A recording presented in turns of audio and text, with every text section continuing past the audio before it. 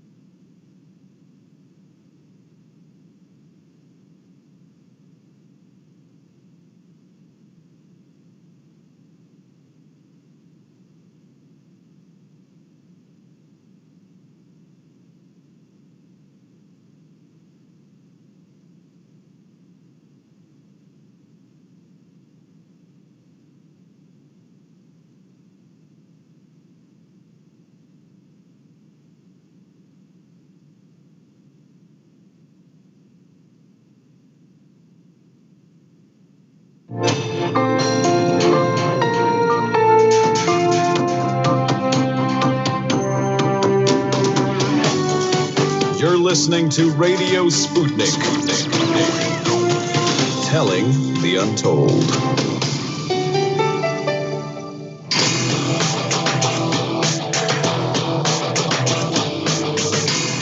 Fault lines. Live from across the divided states of America, it is now time for another week, the last week this year, in fact, of the most disruptive show covering news and events across our divided states, as well as across the surface of our divided globe. In the independent corner, I am your political analyst, Shane Stranahan. And in the left corner, I am the indefatigable, a burning ember in the darkness, your political analyst, Jamarl Thomas. And together we are Fault Lines with Thomas and Stranahan. All right, getting back into, like I said, the last week this year, getting back into it in the news, in the headlines this morning. First up in COVID news, the total COVID cases in the United States as of now stands at 18,909,910. Total deaths are at 330,901. with 1,309 added just yesterday. 5 days after calling the coronavirus bill a disgrace, President Trump signed the massive $900 billion COVID-19 relief and $1.4 trillion government spending package Sunday night. The president's decision to sign the package will avert a government shutdown, restore unemployment benefits, stop evictions, provide rental assistance, and additional funding, add additional funding to the Small Business Administration's Paycheck Protection Program, and invest in vaccine distribution, among other items in the bills.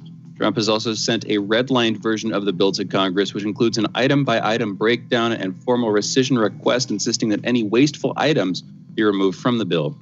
Quote, as president, I have told Congress that I want far less wasteful spending and more money going to the American people in the form of $2,000 checks per adult and $600 per child, end quote. This is from Trump saying this in a statement issued by White House Deputy Press Secretary Judd Deere yesterday. Quote, much more money is coming. I will never give up my fight for the American people, end quote.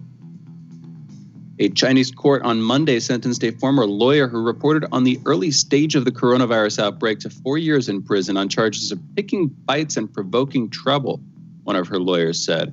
The Pudong Area People's Court in the financial hub of Shanghai gave the sentence to Zheng Zhan following accusations she spread false information, gave interviews to foreign media, disrupted public order, and, quote, quote, maliciously manipulated, end quote, the outbreak.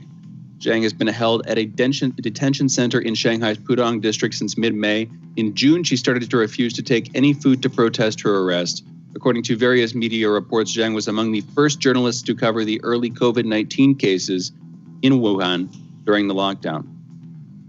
Back in national news in the States, federal authorities say a 63-year-old man named Anthony Quinn Warner was responsible for a Christmas morning bombing in Nashville, Tennessee that left the suspect dead and most of a city block demolished, capturing the nation's attention over the holiday weekend. Warner parked a recreational vehicle in the middle of a Nashville city block, warning residents and pedestrians to evacuate the area with a digital feminine voice and playing the 1964 song Downtown by Petula Clark. Quote, he was present when the bomb went off and he perished in the bombing, end quote. That's according to Don Cochran, U.S. Attorney for the Middle District of Tennessee. No motive has been identified, no accomplices have been found, and no manifesto has been found to explain the attack. Authorities are still trying to figure out why this happened, why he did this. Were you following this over the weekend, or were you busy celebrating the holidays tomorrow? No. I was following this slightly, kind of. I could see it in the background, just in my kind of perusal of news.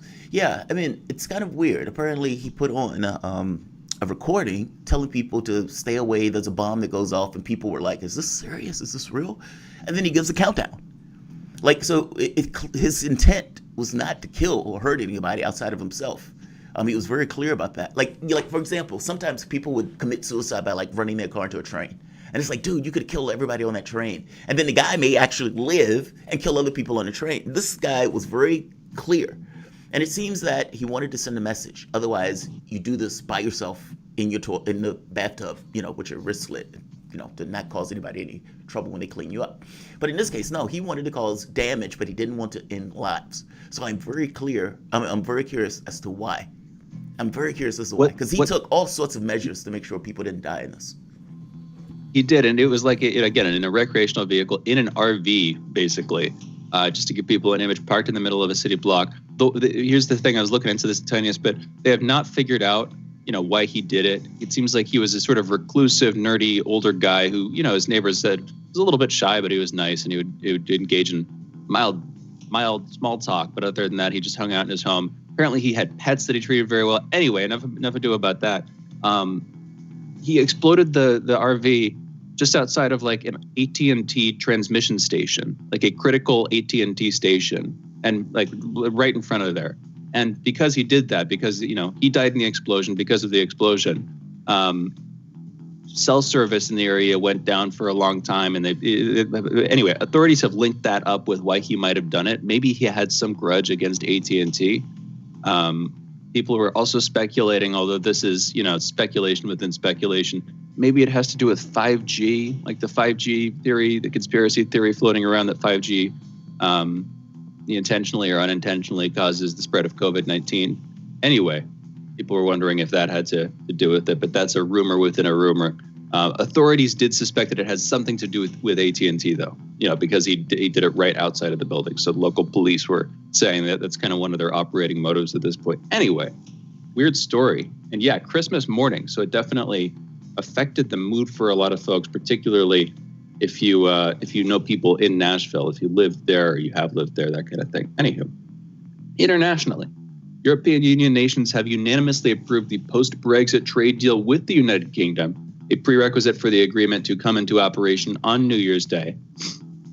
Germany, which holds the EU presidency, said the decision came during a meeting of EU ambassadors to assess the Christmas Eve agreement.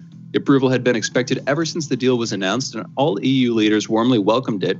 It still needs approval from the EU's legislature, which is expected to come in February. The UK's House of Commons is expected to approve it on Wednesday. Businesses were scrambling Monday to digest the details and implications of the 1,240-page deal sealed by the EU and the UK on Christmas Eve. The agreement, hammered out after 9 months of intense negotiations, will ensure Britain and the 27-nation bloc can continue to trade in goods without tariffs or quotas. That should help protect the £660 billion, almost $900 billion in annual trade between the two sides of the deal, and the hundreds of thousands of jobs that rely on it. But the end to Britain's membership in the EU's vast single market and customs union will still bring inconvenience and new expenses for both individuals and businesses, from the need for tourists to have travel insurance to the millions of new customs declarations that firms will have to fill out. But finally, if nothing else, it is over. At least the initial sort of negotiation appears to be. Now there's all the fallout and the political gains to be made at home and all this stuff. Jamarl, I know you've been following this one closely for a while with some interest. What do you think of this deal? How do you feel about it, and how do you think it's gonna go on both sides? Now, to be fair, I haven't necessarily stepped through the deal, but my assumption, like I told you, maybe a week ago, what was going to happen? These guys were going to brinksmanship, at the very least, come to the end, make a deal, because it was going to be injurious if they didn't. Meaning, the UK, for all of the bravado, doesn't want to go it alone, where they can't have this kind of trading partner and everything else. The last thing they want is to end up in a situation where they have to kind of be out there on their own, with World Trade Organization rules and all this other stuff. I guarantee you they don't want that. Even though Boris Johnson and some of the other right wingers, the England, the UK unleashed, or basically England unleashed and all this other nonsense, or it's like we're going to be unchained, we're going to be out to the world. Yeah, that sounds good. But Boris Johnson was more honest when he was talking to some of his, let's say, funders, where he was like, yeah, it's going to hurt. It's going to hurt. It's going to be brutal when it first happens. And so they don't want that. So my assumption was they were going to come to a deal, the level of brinksmanship and everything else aside. I would say that whatever deal they got is probably better than what they were going to get if they had no deal at all. That's my thought. I mean, Boris Johnson is always going to boost us as being good regardless of, whatever the deal came out to be. But no, in my head, they were forced into this. The EU, regardless of what they said, didn't want the UK out there without a deal. They don't want a failing state on their borders. They don't want that. And so, you have this kind of weird situation where both of them are using a certain degree of brinksmanship for the worst case scenario to try to get a better deal. It's very strange politics. I mean, it's something similar with the United States and Iran, actually, where it's like the worst case scenario is something neither want, so they use brinksmanship around the worst case scenario to prevent the behavior of others. Well, this is basically what they were doing. So my assessment would be whatever deal they got is better than a no deal.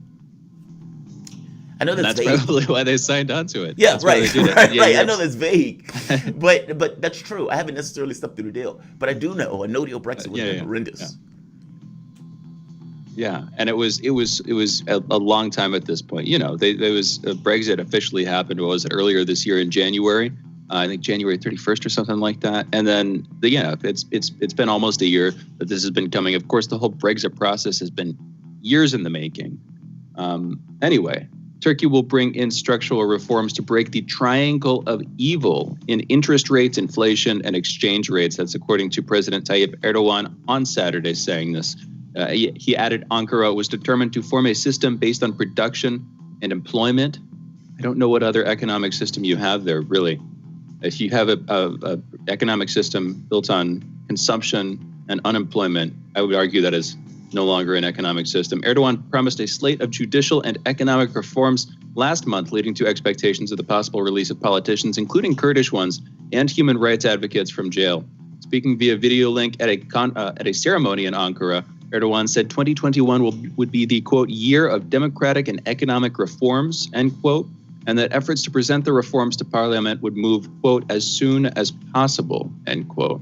Erdogan has called high interest rates the, quote, mother of all evil, end quote. No, pardon me.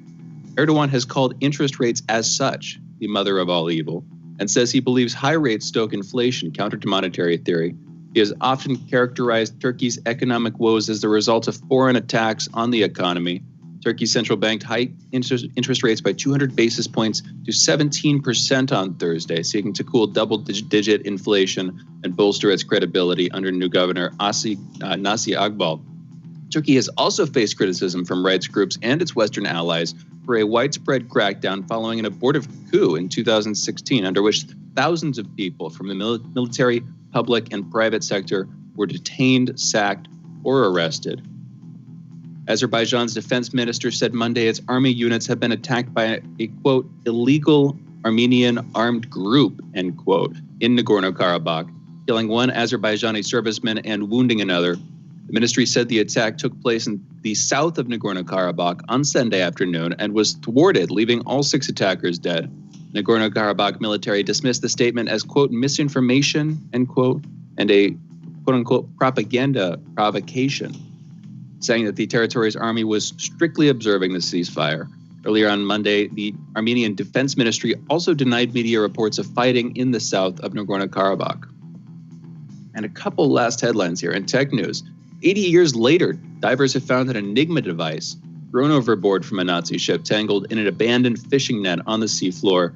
Research diver Florian Huber and his colleagues were trying to clear abandoned fishing nets from the Bay of Gelting on the Baltic Sea near the German-Danish border when they found the artifact.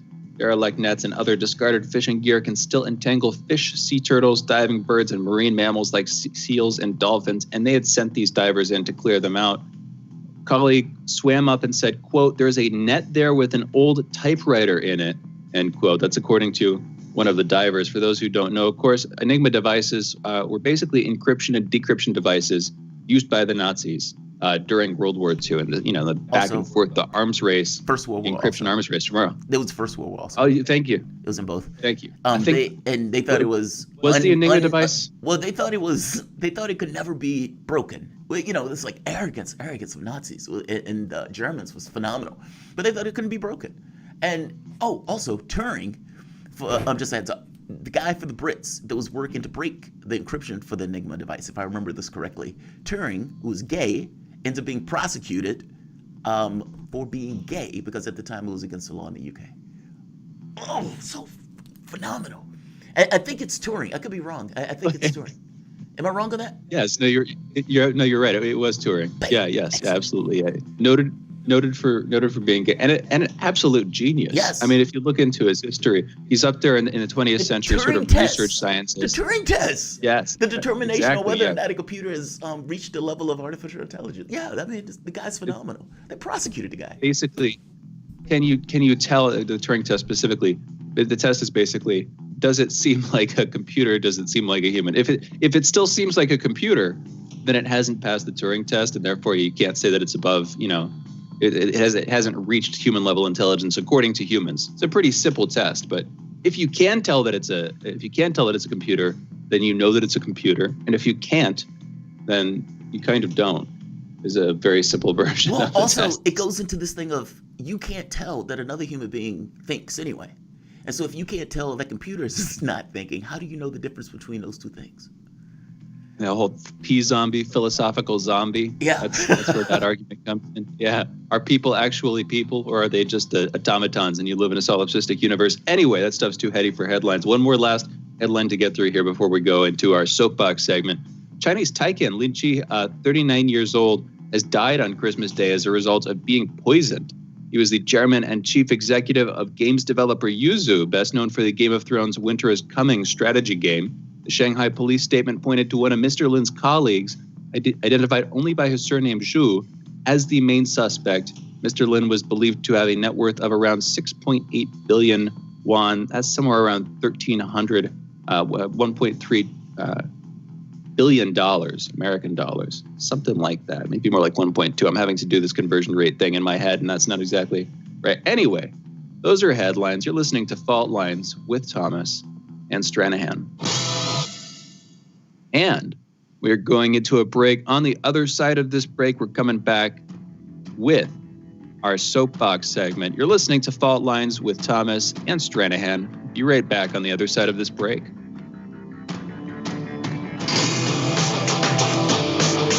Fault lines.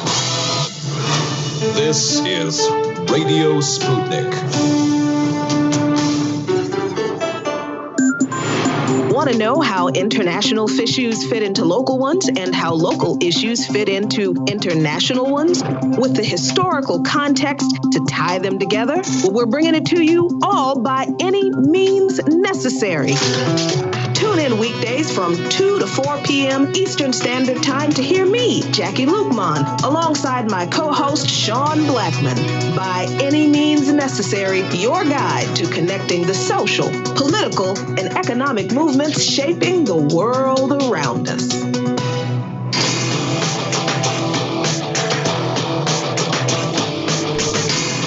Fault lines. Welcome back to Fault Lines on Radio Sputnik. My name is Jamarl Thomas. I'm joined by my co-host Shane Stranahan, coming to you live out of our station in Washington, D.C. If you guys live in the area, you can catch us on radio at 105.5 FM and 1390 AM. We're also in Kansas City at 102.9 FM and 104.7 FM. If you guys are digging what Shane and I are putting down, whatever platform you're consuming this content on, give us a like and share that audio or video. Also, make sure you subscribe to whatever channel that is. If you want to join in on the conversation, you can send us a chat, a tweet, and of course, you can reach us by phone at 202-521-1320. That is 202-521-1320. Your engagement makes this show what it is, so definitely don't be shy. This is going to be slightly muddled, but I think I do have a point in it, in the conversation. I have been reading ferociously recently. I've been in this kind of mindset to do so, and I tend to like to catch the wave when I get the opportunity. And the books I've been interested in, I've been going through, one leads to another. And they do almost have a certain point in regards to the way we're functioning now, especially from the standpoint of the left, and it's definitely from the standpoint of a government or system or structure that is losing the credibility of both sides, the left and the right, and how both of those sides seem to be focusing their ire directly on the center. Will the center hold? Now, this is not something that's unique in world history. It's not even unique over the course of the last, let's say, 50 years. Soviet Union, for example, was another one of those situations. I could give you conversations that was taking place in regards to the arguments between Gorbachev and Yeltsin, and you would think that they were basically coming from the United States in some of the arguments that the left makes against the Democratic Party, or for that matter, the established system. You could do the same thing, going back to Tsarist Russia, back during the Russian Revolution. Same exact thing, where the arguments sound the same. It seems to be that an established order takes place, that established order loses credibility and is unable to maintain the things that it needs to maintain, to be able to show competence, to be able to show that it can deal with the needs of the public. And when it gets to the point where that public realizes that credibility has been lost and that it can't do what it needs to do, it only takes a spark for people to go down a particular path of saying this needs the change, and for that change to be unrelenting and yet not necessarily great. When I was getting into Beaver's book, Stalingrad, it immediately kind of puts you in the mindset of, okay, these guys are going to Berlin. What happens in Berlin? Jump into that book. Then it becomes, all right, what happened before? So you get through the First World War. And then it's like, well, wait a minute, what happened before that? And then you get into, or after that, then you get into the Russian Revolution. Now this gets into this notion of 10 Days That Shook the World. Phenomenal book. But what you read out of that book, or what you get out of it, is euphoria. It's this emancipatory idea that human beings can live in a society just based on will and intent, could shape their situation into a way that is a better world. Now, it went wrong. And that's the wild part. And that's, to me, the most interesting part. Where did it go wrong? Now, I haven't had the chance to read Trotsky's perspective on this, but nevertheless, it is still interesting, especially since that we, on the left, want to change the system. And the question becomes, how? Why does it fail so much? Why can't you make that particular point of view that Medicare for all is great and in the best interest of the population? And even when you do make the point of view, why can't you get it across the finish line? Why does an order exist where they would give all of this money to oligarchs? We're talking about for decades. And yet, when it comes to a situation where the public itself needs help or bailout, it doesn't happen. How does that exist? And how does that persist? How does the government, or how do the people in that particular population not realize that they're being screwed over by a band of oligarchs that have basically captured the political system? Meaning, just because you have politicians that are out there dancing and shaking doesn't mean necessarily that they're dancing and shaking for your interests. They're dancing and shaking because people are putting a lot of money in their pockets to do so. And their job is not there to pass legislation and do what's in your interest. Their job is basically to be the front for a power structure of basically money interests. Tell me I'm wrong. 90% of the races are won by the side with the most cash. If you were a politician, where would you lean? Meaning, if you wanted to win, even if you thought, I'm going to get in office and do really good stuff to the degree that I can do it. Meaning, I'm going to be incremental because that allows me to get the most that I can for the public itself while taking the most cash that I can take. Now, the incrementalism is kind of like the reforms that Gorbachev was trying to make, that, let's say, the Tsar was trying to make, or in this case, the United States barely makes. I'm making the point that history gives you this kind of perspective into where your country is going, just because the systems are different. We have a capitalistic system. They had a communistic system. They had a one-party system. We basically have a one-party system because both of those parties are basically capitalistic parties. And anything beyond the realms of that are off the table for debate. Even if the thing that's off the table for debate is the exact thing that is needed to preserve capitalism. It's eating itself. And my point is, this is no different than what was taking place in the Soviet Union, or for that matter, the birth of the Soviet Union. Interesting note to this, December 25th, Christmas, 1991, was the fall of the Soviet Union. Now, there is a lot that goes into a pettiness and bickering between Gorbachev and between Yeltsin, where Yeltsin basically evicts them from his house on Christmas. Yes, it was petty, but there's a lot of stuff that went into what Gorbachev was slighting him and everything else. The key thing I want to make here between these two has to do with this notion that Yeltsin realized he was on the outs, and he accepted the position of being on the outs, and used that, not to mention using Gorbachev's own, let's say, perestroika and glasnost against him, meaning you can't get rid of me if you're going to abide by your own idea of change. By the same token, what Gorbachev wanted for change was radical from the standpoint of where he was standing, but wasn't enough for Yeltsin. AOC, for example, and many of the people from the squad, these guys are trying to basically overturn a democratic establishment. There is an idea of things that a few people, if you get enough, can overturn this kind of hegemonic dominance that third-way Democrats have on the Democratic Party and basically party policy. Basically, the quote-unquote centrists that aren't really centrists at all, because the American public is in a completely different space. But these guys, those particular people who basically rule the party, lefties need to get into their heads that unconditional support has not done you well, and that being on the outs is not necessarily a negative. Let's play this clip of AOC real quick. This is AOC before she got into office. And my point would be, this is the right tenor for her to take. Let's play the clip. I think that we need new leadership. I think the idea that we should have the same leadership for more than one generation is probably a mistake in American politics in general. When I think about my opponent trying to take Nancy Pelosi's seat, it's like, why? Like, what has he done? And I think that what we need to really look at and value it goes back down to the idea of valuing fundraising and equating fundraising with leadership. And they're not the same thing. I think that we really need to start kind of changing our standards for leadership and what we define and what we respect as a party. And it's not to say that it's not to speak to Pelosi's leadership, but it's to say, what company oftentimes has the same CEO for 20 years, or, it's very rare that happens. And what government has the same president for 20 years. And the idea that the third most powerful seat in the country should just be rotated in and out by the same two people for generations, I think is a mistake in our government.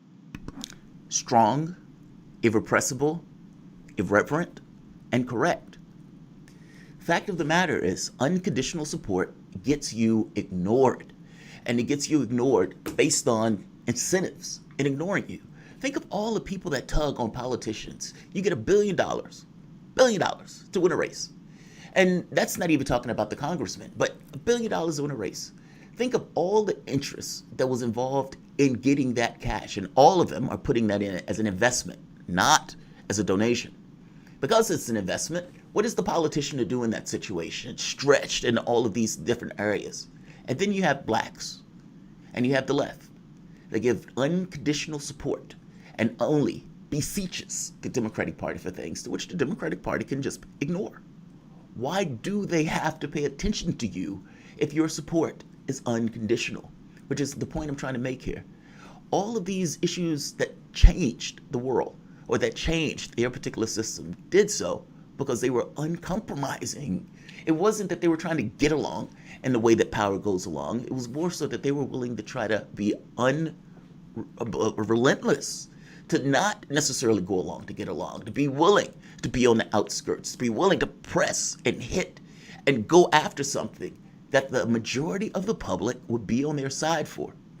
In all of these cases, public support was the issue. If you want to even see how powerful this is, go back to the UK during Brexit. Boris Johnson was losing like 7 votes back to back to back in Parliament. And yet, his public support was like at 70%. My point is, public support matters. If you are trying to function entirely from the standpoint of the political space, in the political space, you will get nowhere. The 30 million people that back your policies, that back you being against the center, that is where your strength lies. The force to vote stuff, whether you win or not, is irrelevant. The fact that you do it shows that you are willing to do it, meaning from the standpoint of using and wielding leverage. The being against the Democratic Party, pushing against that party, is your best interest of creating a power base, and it is your best interest of trying to get anything that you want accomplished.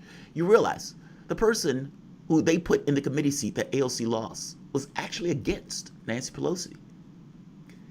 Just because you are subservient, just because you accept and give support to and sheepdog to, doesn't mean they're going to back your interests. And by all estimate of things, you still get shafted. The way to do this, based on historical reference, is to be against that particular system, to be a thing unto yourself to show a contrary example. And until you do that, nothing changes. Shane, what do you think? We have a minute, but we went over in the headlines. We can come back to it at 8:15 if you want. But as a quick take. Let's do that. My very brief take is that that'll be a difficult process, and if you want to do that in the United States, you need to, I think, change how people relate to politics in general. Because you're right that the best way to get broad political reform is to have broad public support and an active public, both of those things simultaneously. But in America, we're so propagandized, and it's not just that, we're so internally propagandistic, where we're so tied to our political parties and our engagement with the political system. We've come to moralize it so heavily. It's so deeply a part of our identity that in some sense the enemy is within us, I think. And in a very real way, we need to be able to shift that and figure out how to shift that. And I think that people stepping away from social media and the establishment media actually helps with that process. But then, what you get might be on the other side of that, just an increasingly atomized society. There's a lot of conversation I think that needs to be had here. And frankly, enough isn't being had on this topic. We have to go into a break, though. You guys are listening to Fault Lines with Thomas and Stranahan. And we're coming back on the other side of this break in just a minute. Be right back. No guest just yet. Lines. You're listening to Radio Sputnik.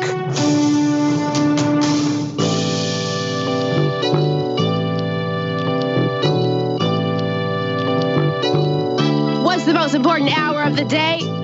It's the Critical Hour with Dr. Wilmer Leon. On this show, we don't just deliver the latest headlines. We divide the real from the fake. Tune in to hear from some of the most brilliant political minds of today. Get in-depth news and analysis that goes beyond the surface and dig straight into the details. Set your clock to the Critical Hour for a news perspective unlike any of those other guys. Tune in to the Critical Hour with Dr. Wilmer Leon, weekdays 6 to 7 p.m. Eastern, and catch us on Facebook Live. You're listening to Radio Sputnik.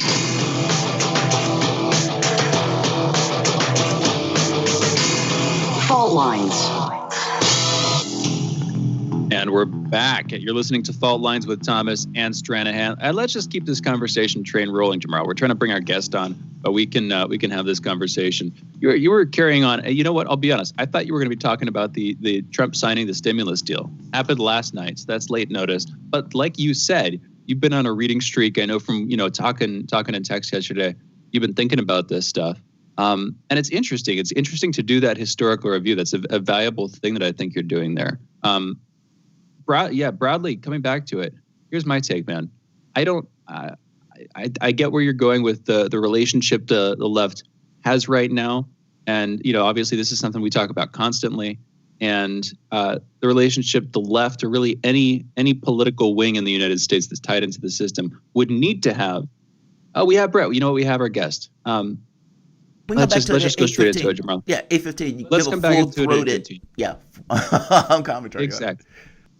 Exactly. Yeah, there's a bunch to talk about there. Anyway, we have Dr. Brett Harris. He's a longtime Fault Lines listener and researcher, has a PhD in physics from the University of Melbourne, and a number of published research papers on theoretical physics, quantum fields, and curved space-time specifically. Having recently retired, Dr. Harris has been able to apply his skill, research expertise, and passion for the pursuit of truth to his interests in politics and current events. And by the way, you can follow Dr. Harris on Twitter at Brett Harris, BrettHirris. Dr. Harris, thank you for joining us this morning. How are you doing? On a bad, Shane. Very good. Well, it's night time here, of course, but doing well. Very, very good to hear. That is a mistake I constantly make with our guests in Australia, because we're going to be a polar opposite time zones there. But thank you so much for joining us.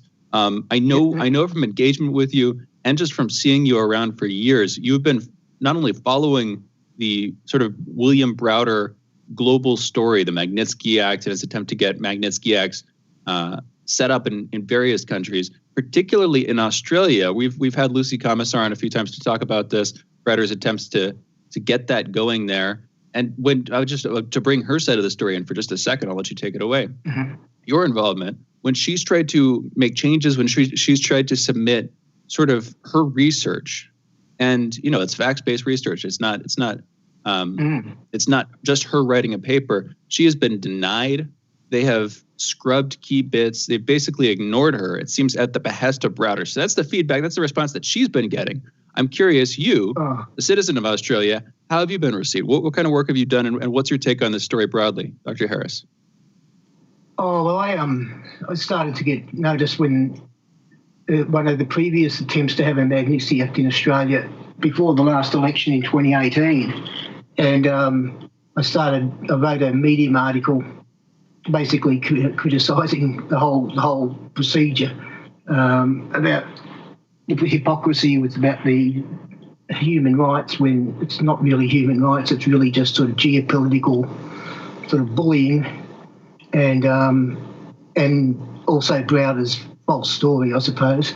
There's been an attempt by the Henry Jackson Society, 3 attempts by the Henry Jackson Society to force a Magnitsky Act in Australia, and there was twice it was being knocked back but mostly by the Foreign Affairs Department because they don't like being told what to do, and they believe that they don't need it. But this time around, they got organised. There's a group of neocon sort of parliamentarians. They call themselves the Wolverines. Comes from an old movie called Red Dawn, I think from the 1980s. And they're all acolytes of the Henry Jackson Society. They all worship Browder. And so they set up this new committee, and they didn't sort of hold back. They got all these different human rights groups, ethnic groups, any groups in the country. Like Australia's a multicultural society, so you've got people from all around the world, and they asked for submissions for every little group to sort of say, well, back in our own country, so-and-so and so-and-so has violated human rights. And so to get all these people in complaining about all their own home countries, and we're supposed to do something about it. And then we have Browder himself. We have all of his supporters from the UK, like Australian Geoffrey Robinson, QC. He's one of Browder's biggest supporters, and Amal Clooney, George Clooney's wife. A lot of these people are actually involved in the same law firm as Julian Assange's defence, which is also a bit of a problem. And Browder then gathered up all his various sort of dissident Russians and malcontents and all that, so they can throw in their particular sob stories. Most of them have been poisoned about 4 times each, apparently. So Gary Kasparov was put in an interesting submission. He said we needed to have a Magnitsky Act so that the vermin in the Russian government could be erased just like the use of antibiotics to bacteria. So I thought that was a fairly sort of interesting insight into Gary Kasparov. Yeah, and so then they got off to a start. They started having the big guns coming in, giving their testimony to the Parliament. Browder himself, and I say, Geoffrey Robertson QC. He's almost written the Magnitsky Act for Australia. I mean, he's an Australian originally. And the interesting thing about what he's done is that at least he's trying to make it more palatable by actually putting in some protections for sort of due process and appeals and all this sort of stuff, because the original Magnitsky Act in the US doesn't have anything like that. No due process, no nothing. So that's how it sort of stands, and that's actually been I contributed to a submission via the it's called the Australian Citizens Party, which is just a small. They're not a parliamentary party. They're more of a sort of a citizens lobby group, And that was sort of partially based on what my Medium article, which is entitled 3 Reasons Why Australia Must. Well, it evolved to 3 reasons why Australia must still never have a Magnitsky Act, and then the Citizens Party also contributed more of their own. Which is, so Lucy put in her submission, which you know, Lucy's submission was so extensive, it just goes from top to bottom, every single falsehood that Browder ever uttered. Now we got called. What did we get called? A minor far right party by Browder for some reason. Really? And oh wow. yeah, and also agents of Vladimir Putin. And that is basically what he does, though. He will accuse anybody who opposes him of just doing the bidding of Vladimir Putin specifically. Yeah. And Lucy, he almost implied that, you know, she was sort of obsessed with it and sort of crazy or something, and it's just completely abusive, in typical Browder fashion. But ever since then, I mean, at least she's told you what the treatment that they meted out to her. There was a respected ex-ambassador, Australian ambassador to Cambodia, called Tony Kevin. I think he has been on fault lines with Lee and Garvin once or twice, I think. And he was arguing sort of the more procedural aspects of it as sort of unfair, and it's basically bad law. It's to sanction other countries for all this. And he got sneered at by one of these Wolverine senators called Kimberly Kitching, just for actually daring to suggest that Magnitsky Acts are not a bad law. So it was really only three submissions out of about 160, and except there was a loophole. Well, there was the Foreign Affairs Department. Wait, real quick. When you say Brett, when you say 3 submissions out of 160, do you mean 3 submissions that were accepted? What are you talking about there? Three submissions which were anti the Magnitsky Act. I see. Okay. Yeah, that's right. So they gathered up there's probably 20 submissions from various Chinese ethnic community groups. There's you know, others from Cambodia, others from Myanmar. They just asked everybody to send in all these grievances, so they'd have all these reasons to sort of starting sanctioning people. And I know Australia's in an interesting position, because whereas US and Canada and Europe are in their own region, Australia's sort of isolated down here with a lot of Asian countries surrounding us, and we've had a lot of trouble over, you know, in historical past being called racist and things like that. And Australia's done a lot of work to try to normalise relations with most of the countries around us, like Indonesia, Malaysia, Vietnam, Thailand, all those sort of countries. And one thing about those countries, what they really don't like is Australian governments or anybody telling them what to do in their own country, especially the Malaysians, particularly prickly about that sort of thing. And what they're going to do with this Magnitsky Act is they're going to start sanctioning government officials all across the region, and that's going to just completely destroy Australia's relations with the region and our trade, especially with China. China's the target, the main target, of course, because we got wall-to-wall propaganda here, anti-China propaganda, in the last 18 months by Rupert Murdoch's Sky News, and you imagine what it's like here now. And it's going to effectively make us a pariah in the region, cause us to be drawn back into the orbits of the UK and the US and isolate us in the region. And it's going to do us absolutely no good whatsoever. That sounds like a uniquely bad use of the Magnitsky Act, which admittedly, like you're saying, has been more a geopolitical tool than, as it purports, a tool in the pursuit of human rights. It's been used basically by governments to, like you were talking about, levy sanctions against their political opponents in other countries.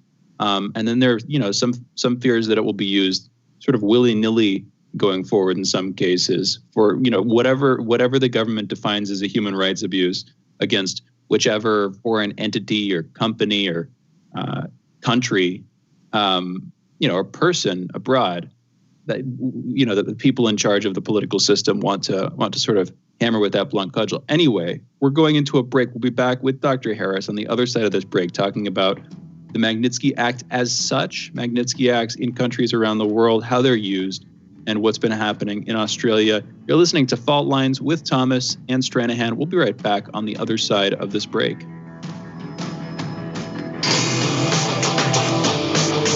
Fault Lines. Want to talk? Get in touch with us at radio@sputniknews.com. Stuck in traffic? No problem. Stay informed. Stay tuned to Radio Sputnik on 105.5 FM or 1390 AM in the Washington, D.C. area. Need more? Follow us on Facebook or check us out on SputnikNews.com.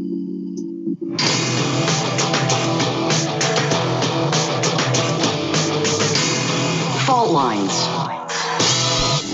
Welcome back to Fault Lines on Radio Sputnik. My name is Jamarl Thomas. I'm joined by my co-host Shane Stranahan, coming to you live out of our station in Washington, D.C. Joining us is Brett Harris, or Dr. Brett Harris, longtime Fault Lines listener and researcher. He has a PhD in physics from the University of Melbourne and a number of published research papers on theoretical physics, quantum fields, and curved space-time. Specifically, having recently retired, Dr. Harris has been able to apply his skill, research, expertise, and passion for the pursuit of truth to his interest in politics and current events. I have to be honest, I am in awe. That's phenomenal. So congratulations on the PhD, congratulations on the paper, all that stuff. Enamored by that. I want to talk about the Magnitsky Act being used, like you said, as a political weapon. I've been to Sydney, Australia, and I've seen some of the commercials that run on air. And in a comparison, like between the United States and Australia, there's certain things that fly in Australia that wouldn't fly in the States. I think that's where the racist stuff comes in. I don't buy the racist stuff. That stuff is so subjective sometimes. And I didn't see it that way. I just saw it as a difference in country. But going back to the main point, AOC. I mentioned AOC earlier in the monologue, and I don't want to pick on AOC, but there is something to be said. Is there such thing as an imperialist left? Listen to this. This is her. She says they were talking about China, and that's specifically the Chinese official who interfere with the Dalai Lama's succession process will be subject to the global Magnitsky sanctions mandate that China could not establish any new consulates in the United States until a U.S. consulate is established in Tibet and authorize State Department programs for Tibet cultural and environmental conservation. The thing that jumps out here is the global Magnitsky sanctions to be used against China because of some kind of policy China has for Tibet. I mean, this kind of runs in line with what you were saying prior, that this stuff is being used almost as a political cudgel. What do you think about this? I mean, even from the standpoint of elements of what will be considered progressives, basically jumping on to using this as a global cudgel against other nations. Concerned, he hasn't exactly got a good human rights record himself.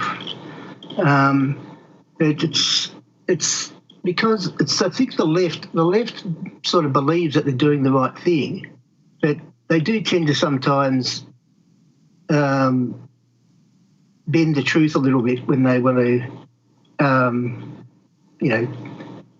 when they're in their sort of pursuit of the good as they see it.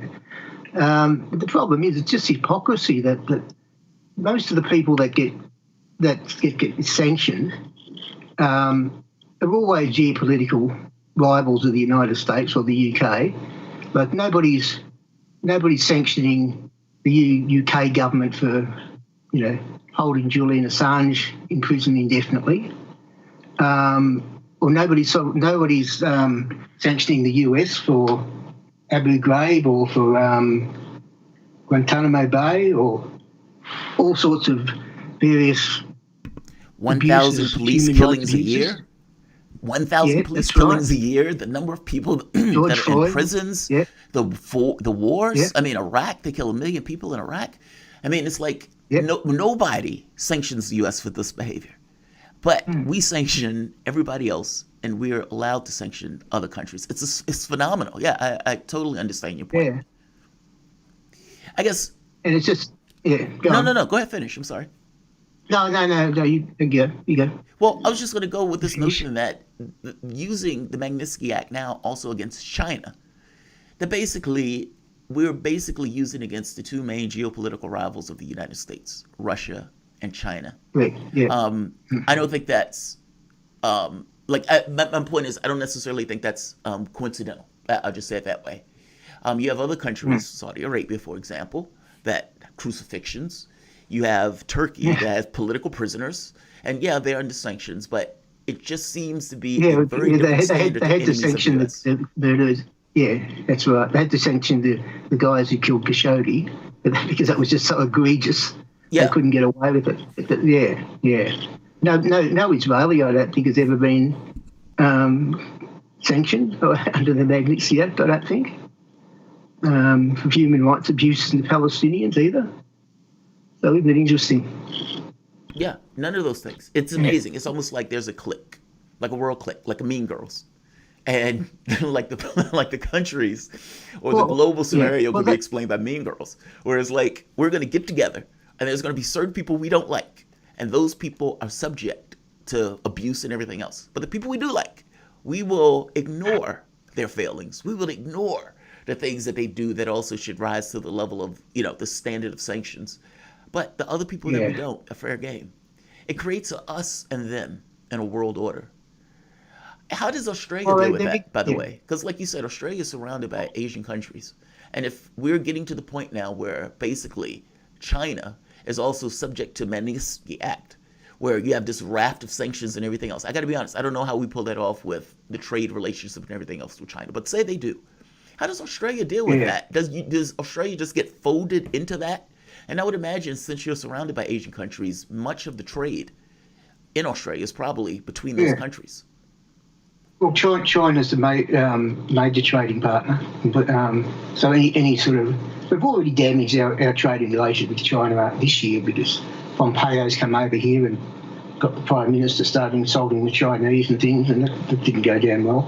No, but the main sort of philosophy about all this is that they believe that the UN human rights system, this is UNHCR, all those sort of things, no longer work, no longer serve their purpose, even though they set it up originally.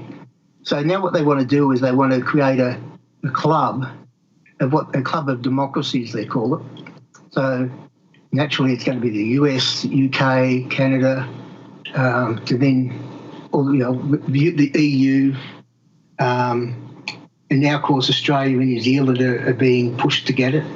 So that we're going to have all these wise democracies to pronounce on all these sort of bad countries which are either authoritarian or don't have the same sort of democracy that we have, and of course, but that doesn't count when it, like the Saudi Arabia or the Saudi Arabians or, the Dalai Lama, for instance, or Taiwan, or you name it. How many any other ally, they can get away with anything they like, apart from chopping somebody up in a Turkish embassy in Turkey.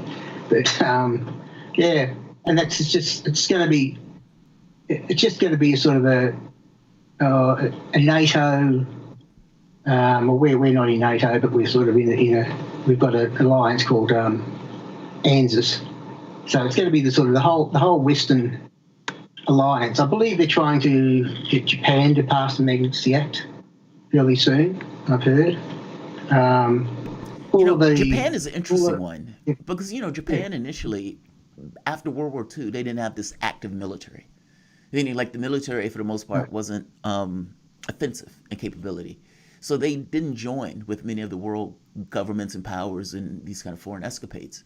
And I think it was a few years ago, I don't remember the exact date, where they passed the law that would basically allow Japan to be in offensive capacity. So they could help in some of these, foreign adventures and escapades. There were fights in their parliament over this, like fist fights. Like, it's phenomenal. Like, it was astonishing to watch that, where you could see kind of history in action of, we don't want to go back to this World War II mentality of us going out in these kind of foreign adventurisms. I remember that. Yeah, that was pretty. Yeah, it's big. pretty handy. I am so curious about this. Julian Assange. How does the Australian government allow one of its citizens to basically be tortured in an embassy for 7 years and then to get dragged into a court where he becomes a political prisoner in the UK? How does that happen? And how does the Australian government not say anything about it, not make a squeak about it? How does have anybody in the Australian government taken the kind of strong stance that, like, this is unacceptable for one of our citizens to be treated this way? Yeah, they actually are a few parliamentarians just doing it independently, not with the blessing of the government. I believe at the moment they're actually over there trying to lobby on his behalf, but that's not the official Australian government position. I think it's just simply that the Australian government just isn't. Australia just isn't really a sovereign country. I mean, we're basically owned by the UK and the US. I think we've already had one obvious regime change operation here in 1975, where there was a popular left-wing government here, first one since the war, and they decided they didn't want to have US spy bases in Australia, so they were the US believed that we didn't want their US spy bases in Australia, so they set up the government with some mysterious Middle Eastern sort of financiers, pulled the plug, and then had an election and they lost. And that was the case called the dismissal, where the British representative Governor General removed the Prime Minister and called the election. And it was all. And ever since then, no Australian government, whether they're Labor Party or what we call Liberal Party, which is like this Conservative Party, no party now has even questioned the US bases on Australian soil now. It's just, they can't do it. And so I think if an Australian Prime Minister was making too much noise about Julian Assange or any other Australian overseas, they get told to be quiet, and they are. They usually are quiet after that. Basically, it's submissive to U.S. interests. I mean, that's basically what it sounds like you're saying. Yeah, and this Magnitsky Act, this is even going to make it really dilute whatever sovereignty we have. That's just going to disappear. Which is the only bright spot about this is that the Foreign Affairs Department really doesn't want it. But we don't really know. We got maybe 20 seconds. I'm just curious, Brett. In maybe 15 or 20 seconds. Why do you say that would remove Australian sovereignty? How do you see that happening in our last seconds here? Oh well, because if the US decides to sanction, say, the Dalai Lama or somebody else, because we're in the group of countries, we have to. The whole point is that everybody sanctions piles on. When one says we want to sanction somebody, everybody sanctions somebody, and that doesn't take into account our interests. It only takes into account the US interest or UK interest, not ours. That's very, very, very interesting. I hear exactly what you're saying. Dr. Brett Harris, thank you for joining us. He is a longtime Fault Lines listener and researcher with a PhD in physics from the University of Melbourne, talking about the Magnitsky Act in Australia. We're going into a break. You're listening to Fault Lines with Thomas and Stranahan. We will be back with headlines on the other side of this break.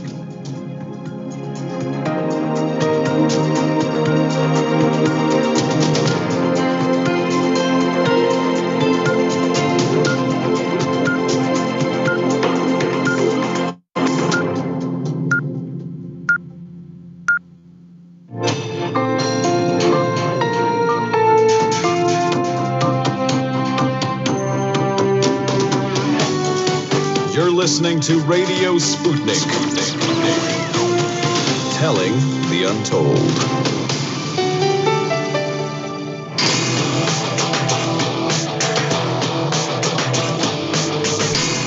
Fault lines.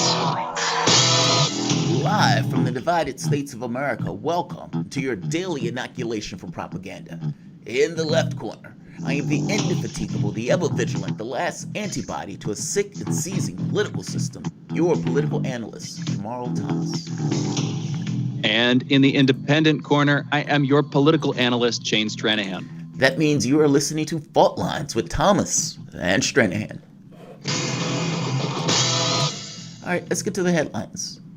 In the news, total COVID cases in the United States is at 18,909,910. Total deaths of 330,901, with 1,309 added yesterday. 5 days after calling the Corona bill a disgrace, President Trump signed the massive $900 billion disgrace and the $1.4 trillion government spending package Sunday night. The president's decision to sign the package will avert a government shutdown, restore unemployment benefits, stop evictions, provide rental assistance, add additional funding to the Small Business Administration's Paycheck Protection Program, and invest in vaccine distribution, among other items in the bill. Trump has also sent a, quote, red line version, unquote, of the bill to Congress, which includes an item-by-item breakdown and formal rescission request, insisting that any wasteful items be removed from the bill. As president, well, quote, as president, I have told Congress that I want a far less wasteful spending and more money going to American people in the form of $2,000 checks per adult and $600 per child, unquote, Trump said in a statement issued by White House Deputy Press Secretary Judd Deere on Sunday. Quote, much more money is coming. I will never give up the fight for my American people, unquote. It's good to know that after Trump blew up the negotiations calling for 2,000 and put out probably one of his best speeches in the entire time he'd been in office, he went golfing. The delay removed one of the weeks that people were going to get cash. So not only was it a substantive delay, meaning that delay actually had impact on people getting less because of it, he blew it up only to walk away. That's great. A Chinese court on Monday sentenced a former lawyer who reported on the early stage of the coronavirus outbreak to 4 years in prison on charges of, quote, picking fights and provoking trouble, unquote. One of the lawyers said, the Pudong New Area People's Court in the financial hub of Shanghai gave sentence to Zhang Zhan following accusations she spread false information, gave interviews to foreign media, disrupted public order, and, quote, maliciously manipulated, unquote, the outbreak. Zhang has been held in detention center in Shanghai's Pudong district since mid-May. In June, she started to refuse to take food to protest her arrest. According to various media reports, Zhang was among the first journalists to cover the early COVID-19 cases in Wuhan during the lockdown. Yeah, I was reading on this yesterday. This case is wild. Basically, she went to report as an independent media. She went to report because of everything that was going on at the time, the restrictions and the access, the restrictions that are typically there weren't. The government was trying to deal with the virus. And so she and some of the other independent reporters went out to investigate.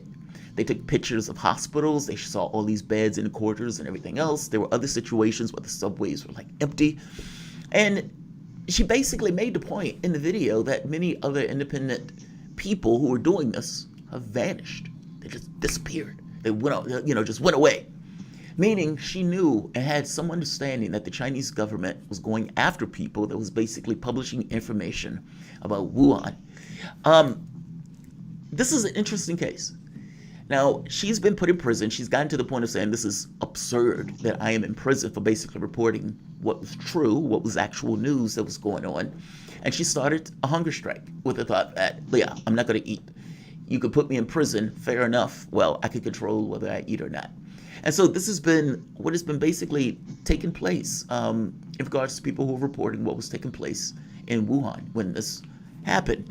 The Chinese government is basically using this nonsense of she's working against the public, or she's showing information, or she's being troublesome. I bet she is being troublesome if she's reporting what was there. There are two problems that I see here that kind of interact. In one sense, all governments, especially Chinese, China, Russia, etc., are in the crosshairs of Western powers, meaning they understand that China is an economic powerhouse. You don't want to believe me? Ask Australia with all of the coal that is sitting outside of Australia because China has decided to not take it in because they're in a dispute between the two countries. The point I'm trying to make here is that they understand that they are in a situation where even though it's not open war, it is somewhat of a cold war, even if it's not necessarily stated. And anything that can be used for propagandistic purposes to attack China will be used for that. That makes them more reluctant to put out information. The problem with this is, by doing this and attacking people who are basically just reporting, meaning if your government is stable and confident, you have to be able to allow people to report what they report. And not doing that draws a circle around the fact that you're trying to hide that information. So it's like, I get where they're coming from, but by the same token, it's still a bad move, even from the standpoint of international politics and this kind of politics of this propagandistic warfare that takes place between large powers. It's an interesting, very fascinating case, but this is a horrible, horrible precedent, horrible idea, or horrible path that they're going with this. And yeah, this is not to the best. Let's keep going. We can talk about it later. Just get through the headlines. Federal authorities say a 63-year-old man named Anthony Quinn Warner was responsible for a Christmas morning bombing in Nashville, Tennessee that left the suspect dead and most of the city block demolished, capturing the nation's attention over holiday weekend. Warner parked a recreational vehicle in the middle of Nashville city block, warning residents and pedestrians to evacuate the area with a digital feminine voice and playing the 1964 song Downtown by Petula Clark. Quote, he was present when the bomb went off and he perished in the bombing, unquote, said Don Cochran, U.S. Attorney for Middle District of Tennessee. No motive has been identified, no accomplices, and no manifesto has been found to explain the attack. Shane, we were talking about this earlier. This is very weird. He clearly didn't want to kill anybody else. He definitely went out in a blast. No pun intended. I just mean, this is a theatrical, dramatic death that was planned out for reasons. Whatever those reasons were, we're unclear. But it's clearly, nobody does this without having a reason to do this. It's too extravagant. It's too, glammed up in regards to ending a life. Otherwise, he could have did this in his bathroom, in the bathtub, slitting his wrist, and that type of stuff. He didn't do that. So it's like, why did he do it? What was his reason for doing it? It seemed that there was an intent behind it. He also had the countdown, or digital countdown. And, if this was anywhere else, people would be like, is this serious? Like, is this guy screwing with us? Well, the residents and the people who were nearby basically said they wasn't sure, but they got their family and got out of Dodge. Other people who lived in the area said their houses are basically destroyed and demolished. Pictures of it are bad. I mean, the explosion was pretty significant. I remember the reading. It looks war-torn. Yeah. It looks like a war zone. But they said the reason why they started looking at this guy, for obvious reasons of the DNA, but they also said he had history of working in computer science or technology or something like that. They were basically trying to figure out, how did he get the capability to build a bomb? That's what they wanted to know. And they started peeling through his life, looking at the technology aspect, all of this other stuff, thinking that these gave him a basic skill set where he can construct a bomb like this. This was very weird. What do you think about this? Yeah. Well, I mean, we talked about it earlier, but yeah, he quit earlier in the month. He had been a computer consultant for this company since 2015. He quit earlier in December. And apparently, again, he was sort of a loner, as a lot of these folks are. And I mean, the one personal note that sticks out to me, and this might, just to give you a picture of a person, he was a loner, never really had any guests over, never said he was kind of reserved but friendly. He had, I think, 3 dogs who had all at this time passed.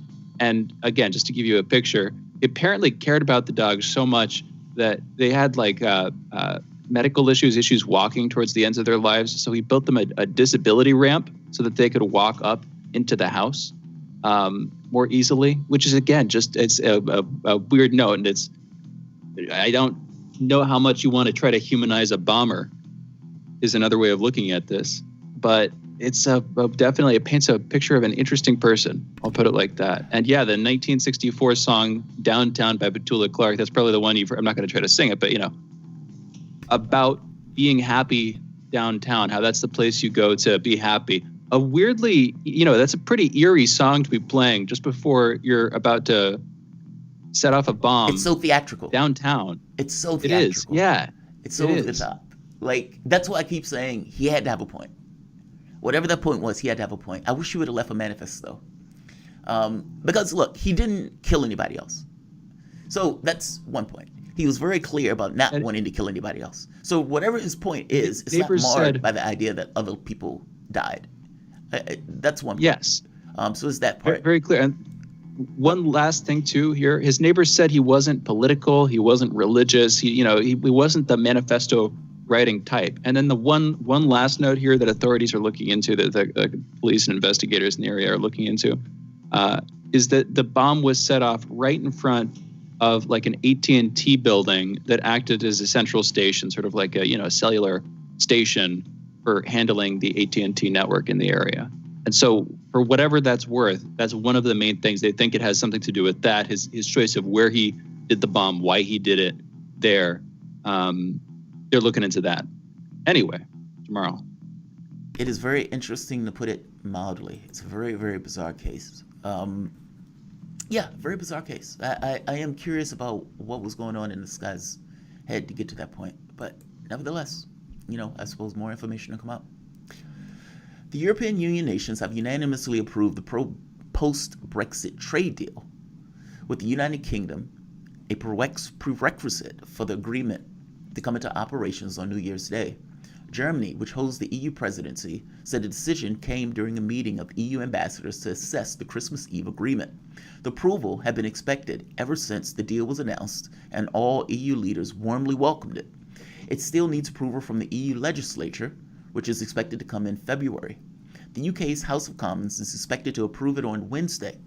Businesses were scrambling Monday to digest the details and the implications of the 1,240-page deal sealed by the EU and the UK on Christmas Eve. The agreement, hammered out after 9 months of tense negotiations, will ensure Britain and 27-nation bloc can continue to trade in goods without tariffs or quotas. That should help protect the £660 billion, basically $894 billion, in annual trade between the two sides, and the hundreds of thousands of jobs that rely on it. But the end to Britain's membership in the EU vast single market and customs union would bring inconvenience and new expenses for both individuals and businesses, from the need for tourists to have travel insurance to the millions of new customer declarations that firms will have to fill out. Turkey will bring in structural reforms to break the, quote, triangle of evil, unquote, of interest rates, inflation, and exchange rates, President Erdogan said on Saturday, adding Ankara was determined to form a system based on production and employment. Erdogan promised a slate of judicial and economic reforms last month, leading to expectations of possible release of politicians, including Kurdish ones and human rights advocates, from jail. Speaking via video link at a ceremony in Ankara, Erdogan said 2021 would be the, quote, year of democratic and economic reforms, unquote, and the efforts to present the reforms to parliament would move, quote, as soon as possible, unquote. Erdogan has called interest rates the mother of all evil and says he believes high rates stokes inflation, counter to monetary theory. He has often characterized Turkey's economic woes as a result of foreign attacks on the economy. Turkey's central bank hiked interest rates by 200 basis points to 17% on Thursday, seeking to cool double-digit inflation and bolster its credibility under the new governor, Nazi Akbar. Turkey has faced criticism from rights groups and Western allies for a widespread crackdown following an abortive coup in 2016, which thousands of people from military, public, and private sector were detained, sacked, or arrested. Let's get one more in. Azerbaijan Defense Ministry said Monday its army units have been attacked by, quote, an illegal Armenian armed group, unquote, in Nagorno-Karabakh, killing one of Azeri servicemen and wounding another. The ministry said the attack took place in south of Nagorno-Karabakh on Sunday afternoon. It was thwarted, leaving 6 attackers dead. The Nagorno-Karabakh military dismissed the statement as misinformation and propaganda provocation, saying that the territory's army was, quote, strictly observe, unquote, the ceasefire. Early on Monday, the Armenian Defense Ministry also denied media reports of fighting in south of Nagorno-Karabakh. Those are your headlines. You're listening to Fault Lines with Thomas and Stranahan. When I read that, my first thought was, are they talking about partisans? Meaning people who have picked up and started the war effort not necessarily as military, but as civilian combatants. This would be very, very that would be a wild case to say it that way. You guys are listening to Fault Lines with Thomas and Stranahan. We'll be back in a moment.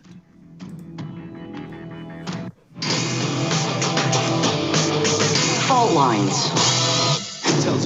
Want to talk? Get in touch with us at radio@sputniknews.com. By Any Means Necessary is your guide to the movement and efforts shaping the world around us, from mass incarceration. No longer am I interested in or concerned with prison reform. I am interested only in the eradication of prisons. To the battle between police and water protectors. It was a pretty punishing disregard for the sanctity of human life, that unleashing water cannons on peaceful, prayerful water protectors. From efforts to protect the environment. The climate movement is ready to, with plenty of opposition research and force and strength, along with, the right of both science and morality, to fight them on this. To the movement for Black Lives. When I first saw the Michael Brown video, and I saw that it clearly contradicted the narrative put forth by the Ferguson Police Department and by police supporters in general, 3 words came to mind. Color me shocked. Stay tuned to By Any Means Necessary, 5 days a week here on Radio Sputnik.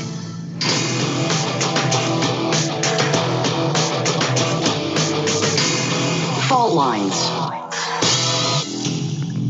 And we're back. You're listening to Fault Lines with Thomas and Stranahan. And you could be listening to yourself in a moment. We are taking calls. 202-521-1320 is the number to call. That's 202-521-1320. I'll go into it because we were talking about it earlier, but if we get some calls, I want to go to them pretty quickly here.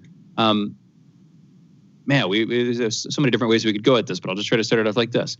The sort of self-isolation, the weird self-isolation of the current political system, where what we were talking about in the last hour, this is harkening back to something that's a little bit stale at this point. We're talking about it, an hour ago at this point, so I might be confusing some folks who are new to the show. Jamarl, you were talking about, you've been reading these books. You think that the left should see itself as being able to push itself away from the Democratic Party, see itself as a sort of opposition party without political power, because if it has the public support, then they will reattain that political power. I'm sort of paraphrasing, stating it in my own terms. Yes. They will reattain a new political power from a new position, basically. They'll come into the political system from another position, which means at that point, if they have public support, they won't be subservient to the Democratic Party. They will have had to create a new vehicle for expressing those political convictions, and therefore they will actually have power instead of being, under the yoke of the Democratic Party, basically. And by the way, they'll have their own basis. Even if they're in the party doing that. Meaning, even if, for example, they asked 2 new Democrats, I forget their name, Bowman and Cori Bush. They asked them, basically, would you back Pelosi? And they said, it would depend upon what our constituents. We need to consult our constituents. Those are the people that's going to matter. And it was very clear. It depends on whether she backs Medicare for all and reparations. That's uncompromising, right? And so it's like, even in the party, you can create a power base. I mean, many of the people who were pushing back against, let's say, the example I gave was the Soviet Union, were in the Communist Party because they had to be in the Communist Party. I'm saying you could still be in the Democratic Party and create a power base that is against the opposition at some point. Yeah, you're going to have to be something else and make a choice. But in the beginning, you've explained it exactly the way I'm thinking of it. So, yes. Okay, perfect. Yeah, I mean, and briefly, my response to this earlier, and I wanted to get back into it for just a second now, is the problem in America particularly. It seems like we have it, maybe we're paralleled by China, but I really don't think we are. I think we're at the front of the pack internationally in terms of how this system works, is we have internalized the political divisions so deeply that any attempt to rebel against the political status quo is seen as a betrayal by your supposed allies in the system. So party line Democrats, and there are quite a few party line Democrats, the MSNBC watching crowd, et cetera, they will see progressives, if they try to walk away from the Democratic Party, they will see that as a deep betrayal. And it's like a slow or a cold civil war that's sort of been spread and metastasized throughout the political conscience of America to the point where people are willing and able, and they constantly reenact the larger wars, the propaganda wars that are happening, between Donald Trump and Nancy Pelosi over the past couple of years, or, between Donald Trump and Joe Biden. It's so internalized that they'll act out those same divisions in their lives exactly as they saw them happen on the TV screens. And there are different questions about why this happens, and the media environment that we live in, the kinds of media that we consume, how the internet has in some sense become an extension of the top-down TV and radio-based media apparatus that the United States, as a political and cultural system has been predicated on for decades at this point. How the internet is now enacting that, and how now with our phones in your pocket, every day you have this device that is constantly giving you opinions about who you're supposed to be, what identity you're supposed to have, how you're supposed to relate to your supposed political foes or friends in this country. I think you see what I'm saying. It's so we have it so deeply internalized that if we want a political change, there has to come some process of personal political change, of changing your outlook on what politics is, what other people are.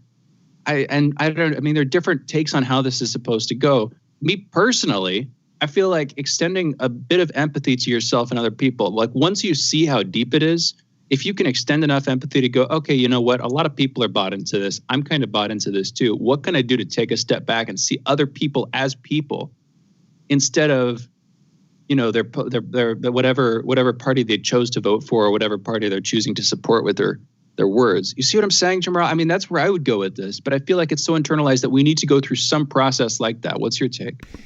I guess I get it. It's difficult to know. It's difficult for people to know what's outside their own stuff. So it's hard for me to entirely know what other people think outside of in the political space, because people I look at, watch, even from the standpoint of social media, tend to be very political. But I don't think most people are that way. And because I don't think most people are that way, I think it's like we get a sampling of who we are reflected back at us, and we think that that's the world.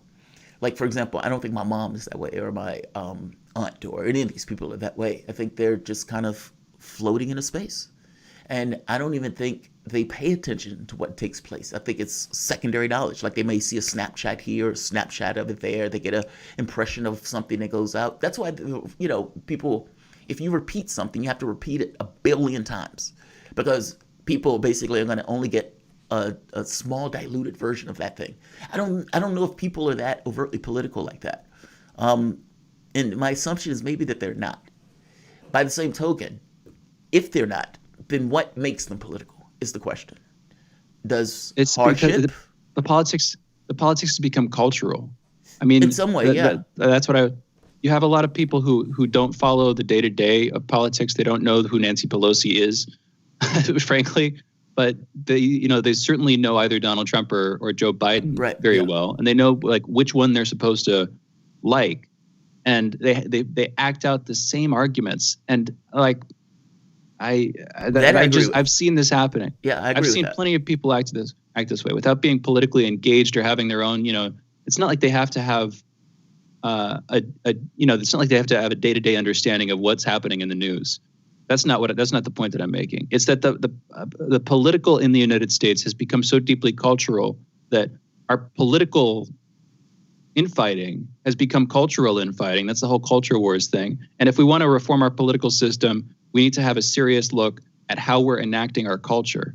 Because if we don't do that, then we're just going to say it's like the culture is holding the political system in place, if that makes sense. If you want to have a big progressive upsurgence, and I don't think we should just have a big progressive upsurgence. I think we should have a variety of political upsurgences in the country, a variety of sort of new political convictions, new expressions of political ideology from the grassroots. Because if you get that, if you let 100 flowers bloom, you're going to get some blossoms on the other side.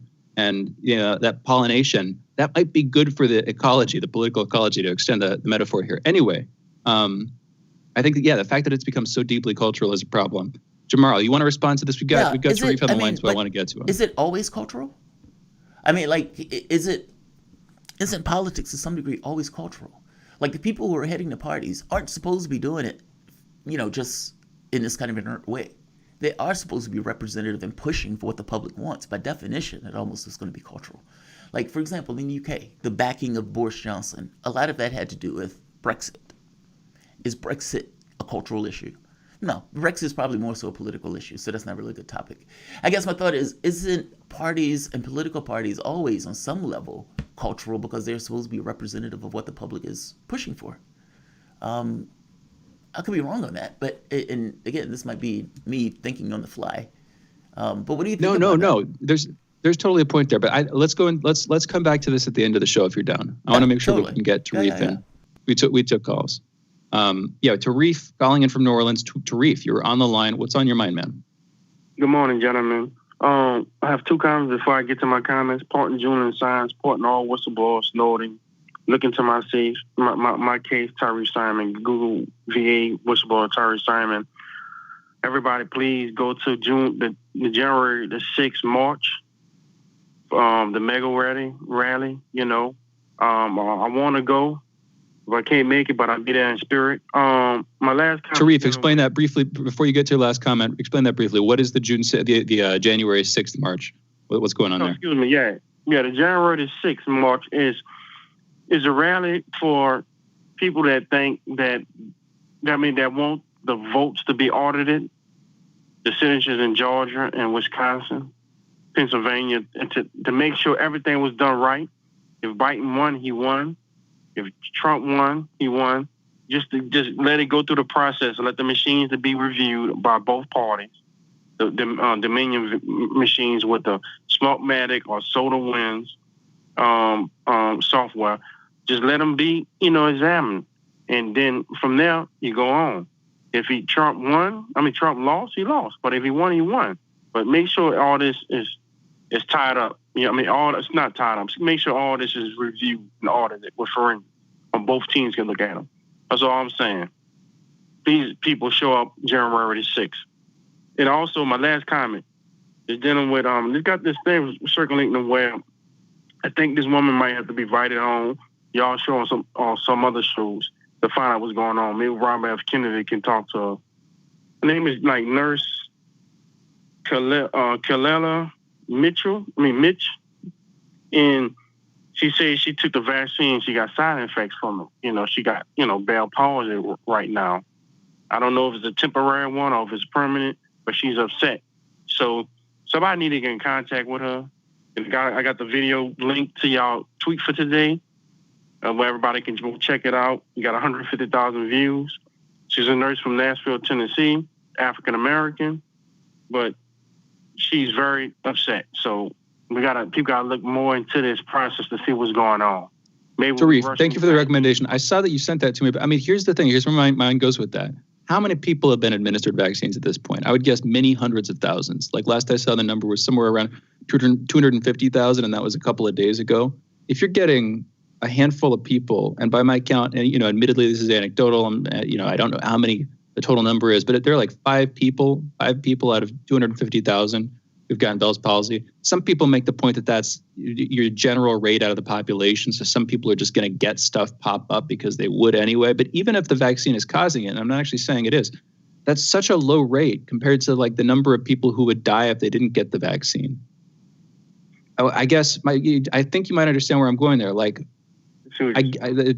if the vaccine is causing this stuff, and if it's gonna cause it in sufficiently high numbers to cancel out whatever positive effect it may have in preventing COVID spread, preventing its worst symptoms, that kind of thing, isn't it still worth doing? What's your take in our last couple of seconds here, Tarif? I know there's cases where Robert Kennedy Jr. is still fighting with parents of autistic children and people with neurological problems. My thing is this: I'm pro-vaccine, but I'm pro-vaccine safety. And they've been working on coronavirus vaccines for the past 30 to 40 years. And for something like this to be rushed out, I want the world to be healed. But there's other ways you can treat this with hydrochloroquine and other drugs, or maybe some other type of vaccine. I don't know. I'm kind of suspicious about this. It was rushed too quick to me. That's just my opinion. Okay. All right. Fair enough. Tarif, thank you for the call. Appreciate it. We are going into a break. You guys are listening to Fault Lines with Thomas and Stranahan. On the other side of the break, we're going to be back in just a minute. You're listening to Fault Lines. Be right back. Fault Lines. We are above all the latest developments, and we don't take any sides. Radio Sputnik, telling the untold. Epidemics and pandemics could kill millions of people, and they actually did. Centuries ago, deadly outbreaks called the Black Death, the plague of Justinian, and the Spanish flu ravaged countries, empires, and whole continents. Some of these diseases are still present around the globe. Others have become a thing of the past. Discover how these ancient and not so distant outbreaks from previous centuries differ from modern-day SARS, MERS, and coronavirus pandemics. Listen to our new series, Outbreak, the deadliest epidemics in human history, this week on Radio Sputnik.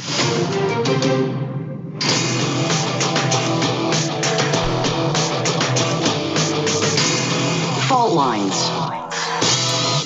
Welcome back to Fault Lines on Radio Sputnik. My name is Jamarl Thomas. I'm joined by my co-host Shane Stranahan, coming to you live out of our station in Washington, D.C. Joining us is Nanre Nafziger, Pan-African activist and scholar. She fights for a variety of fronts for human rights of Black people and towards Pan-African revolution. Welcome to the show. I just want to make sure I am pronouncing your name correctly. Nanre Nafziger? Nafziger? Yes, that's fine. Excellent. Thank you. Thank you for joining us. I appreciate you coming on. Thank you for having me. Oh, absolutely. We've, on the show, have been covering the violence that has been taking place from the standpoint of Boko Haram. And I've been very curious and very interested in, A, the violence itself, and B, why the government doesn't seem to be able to protect the citizenry from this terroristic violence. What is Boko? And let's start at the beginning for this. What is Boko Haram, and why is Boko Haram kidnapping, I guess in this case, hundreds of people, and for that matter, killing several farmers in the recent case? So Boko Haram is a terrorist organization. It comes out of a longer tradition of terrorist activism, jihadist activism against the Nigerian government, with efforts to create an Islamic State in northern Nigeria. And so the current edition of Boko Haram, which means Western education is forbidden, began in 2009. And since then, this terrorist group has, of course, killed over 37,000 people. There are over 2.5 million people that have been displaced, and around 250,000 refugees in northern Nigeria. And across this extends not only within Nigeria's borders, but across Nigeria's borders into the rest of the Sahel region, affecting Chad, Niger, and the surrounding countries. So Boko Haram has been terrorizing northern Nigeria, and the Nigerian government, the federal government, across different political parties. So in the beginning, it was the People's Democratic Party, which had Nigeria tends to rotate between northern and southern because of various ethnic and religious conflicts. And so we've had both the northern president and southern president. We've had Christian president and Muslim president. And none of these administrations have been able to have a handle on the current conflict. Although the current president actually declared a formal end to Boko Haram in 2015, but we know from the events of the last 5 years that Boko Haram is far from over. What led to that premature declaration of victory there? Why have they continued? I'm guessing foreign support. I'm guessing support from the Islamic State and other ISIS affiliates, but please, Nanra, continue. Yeah, so the President Buhari was elected on the platform that as a northerner, he was going to be able, and as a former military dictator. And so he was brought in with the hope that he would actually be the one that would be capable of controlling northern elements as a northerner. And, the current party that he's in was riding on that ticket. In fact, the activists that were advocating at that time when he was first of all elected for bringing back our girls, the girls that were abducted in Chibok, going on over 6 years now, were actually advocating for a change in administration. And so when Buhari came in, he, of course, wanted to, this was one of the first things on his agenda. And, over the first few years, he did make some impact. Actually, before Buhari came in, they had actually claimed, Boko Haram had claimed vast territories in northeastern Nigeria. And they were actually occupying and had set up their flags and had actually declared independent states. So to give some credit to him, his administration was able to take back parts of Nigeria. And so with these small wins, they wanted to make that declaration very early on in the game and say, okay, we have taken a hold of this. But of course, the tactics of Boko Haram have changed. They've used different strategies. Even though they are not technically occupying those territories that they were before, they still hold a lot of power. They have now spread their influence actually away from northeastern Nigeria, deeper into the country. There have been attacks in Jos, which is in north-central Nigeria. There have been attacks now.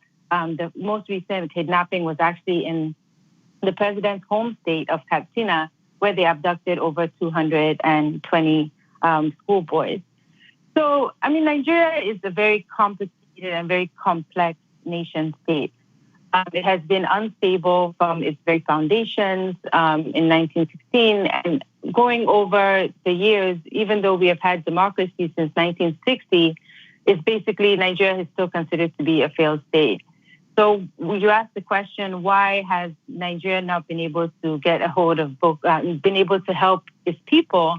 Well, I think that the Nigerian government, honestly, is not really interested. It's a very corrupt government. Billions of dollars, billions of naira are pumped into the country all the time. We have oil revenue, one of the largest exporters of oil, in the world globally. So there's a vast amount of wealth that never gets to the Nigerian people. Nigeria has a poverty rate. Over 70% of Nigerians live in poverty, and that number has actually been increasing over time instead of decreasing. And so there's a particular Nigerian elite that have ruled the country since independence, and they have never placed the priority on protecting or taking care of the Nigerian people. So this is actually something that there's almost no expectation that any form of any political party is actually ready or interested to take care of the Nigerian people. So I wonder, in listening to you say that, is there public support for Boko Haram? How else can they get these attacks further into Nigerian territory without having some level of support base that seems to either turn a blind eye or actively engaged? Meaning, is this a pushback against government malfeasance and corruption that basically allows this organization to prosper in Nigeria?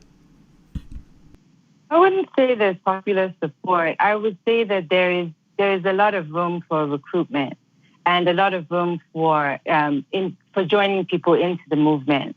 But it's not necessarily, and this is because if you look at northern Nigeria, historically, there has been pushback against Western education, and then now pushback against education as a whole.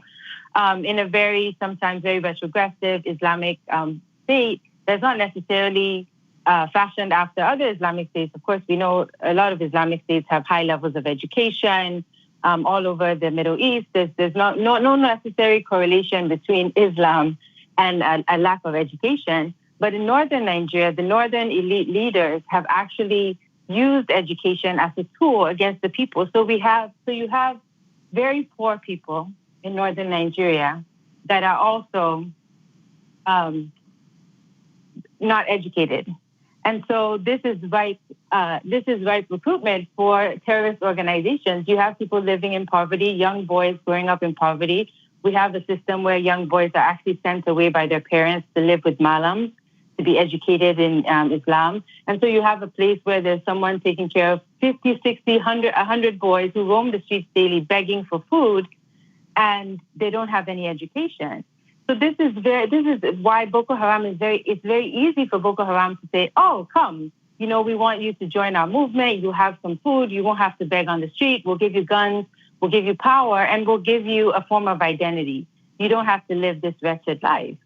And so this is how Boko Haram is able to recruit. And there's been extensive documentation of how Boko Haram has been able to prey on this very poor, this impoverished population that has no education and very few economic opportunities. And so that has kind of been how Boko Haram has been able to grow. But Boko Haram has been horrific for northeastern Nigeria, especially the minority Christian populations that live in the north, but also on the Islamic population. So Boko Haram has not discriminated. They have killed both Muslims and Christians.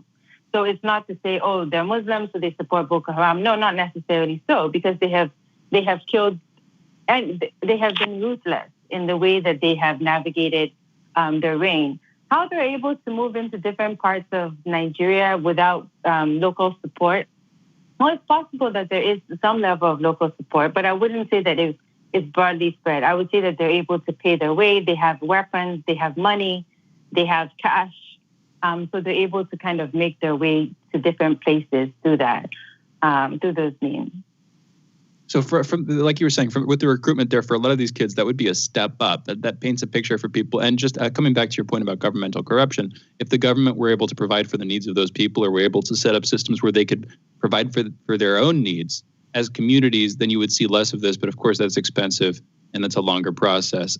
Where is Boko Haram getting their money and getting their weapons? Is this coming from banditry, from foreign support? How are they getting those resources, Nanra? Yes. So there's many different theories about where Boko Haram is financing their support. We know that with a lot of the instability in the northern part of Africa and the fall of Libya and different countries, that there was a flow of arms down that went south. So a lot of the arms that Boko Haram has, it's suspected that they have ties to various Islamic extremist groups in northern Africa as well as in the Middle East. So it's suspected that that's where they're getting their funding, and there's been some research that they're getting their funding from various Islamic groups, extremist groups from across northern Africa and even from the Middle East.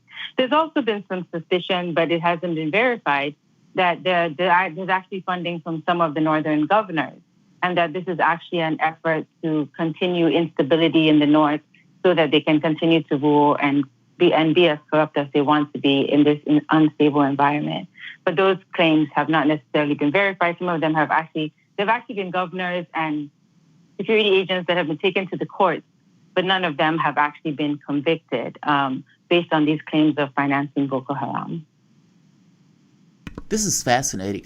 How does the Nigerian government, and let me say it this way, in the political context, we have about a minute before we have to flip over, so maybe this is a question for the second. In fact, let's do this. Let's take a break a little bit early, and we'll bring you back, as opposed to trying to force a question in 30 seconds. The guest the voice that you guys have been hearing is Nanre Nafziger, Pan-Africanist activist and scholar. She fights on a variety of fronts for human rights for Black people and towards Pan-African revolution. We'll be back in a moment. You guys are listening to Fault Lines with Thomas and Stranahan.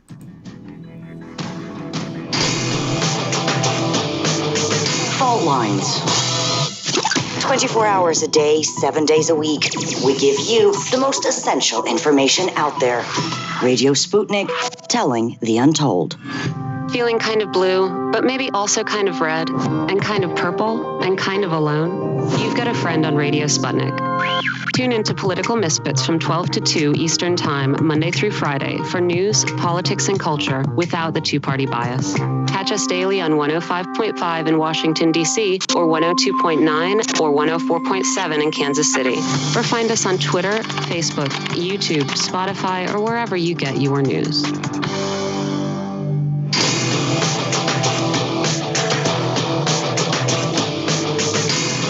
Fault lines. Welcome back to Fault Lines on Radio Sputnik. My name is Jamarl Thomas. I'm joined by my co-host Shane Stranahan, coming to you live out of our station in Washington, D.C. Joining us is Nanre Nafziger, Pan-Africanist activist and scholar. She fights on a variety of human rights, she fights on a variety of fronts for human rights for Black people and towards the Pan-African Revolution. Once again, welcome to the show. Thank you for joining us. I am really interested in the politics of this. What does it look like for the Nigerian government, meaning for the political space itself, the arguments that are being made, the opposition parties, all of these things?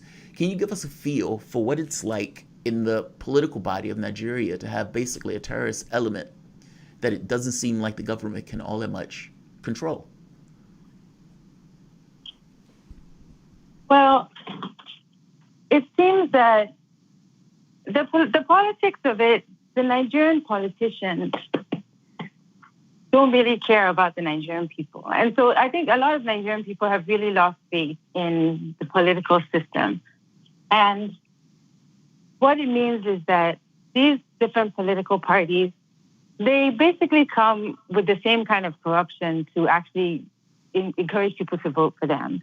But I would say that on the large scale, most Nigerians have lost faith completely in the political system. And when they vote, it's mainly just with some vague hope that there will be changes, but there's not necessarily any change in the game, whether it's APC, whether it's PDP, or any of the political parties. And so these political parties actually continue to play these games, saying that they will support or not support the Nigerian people.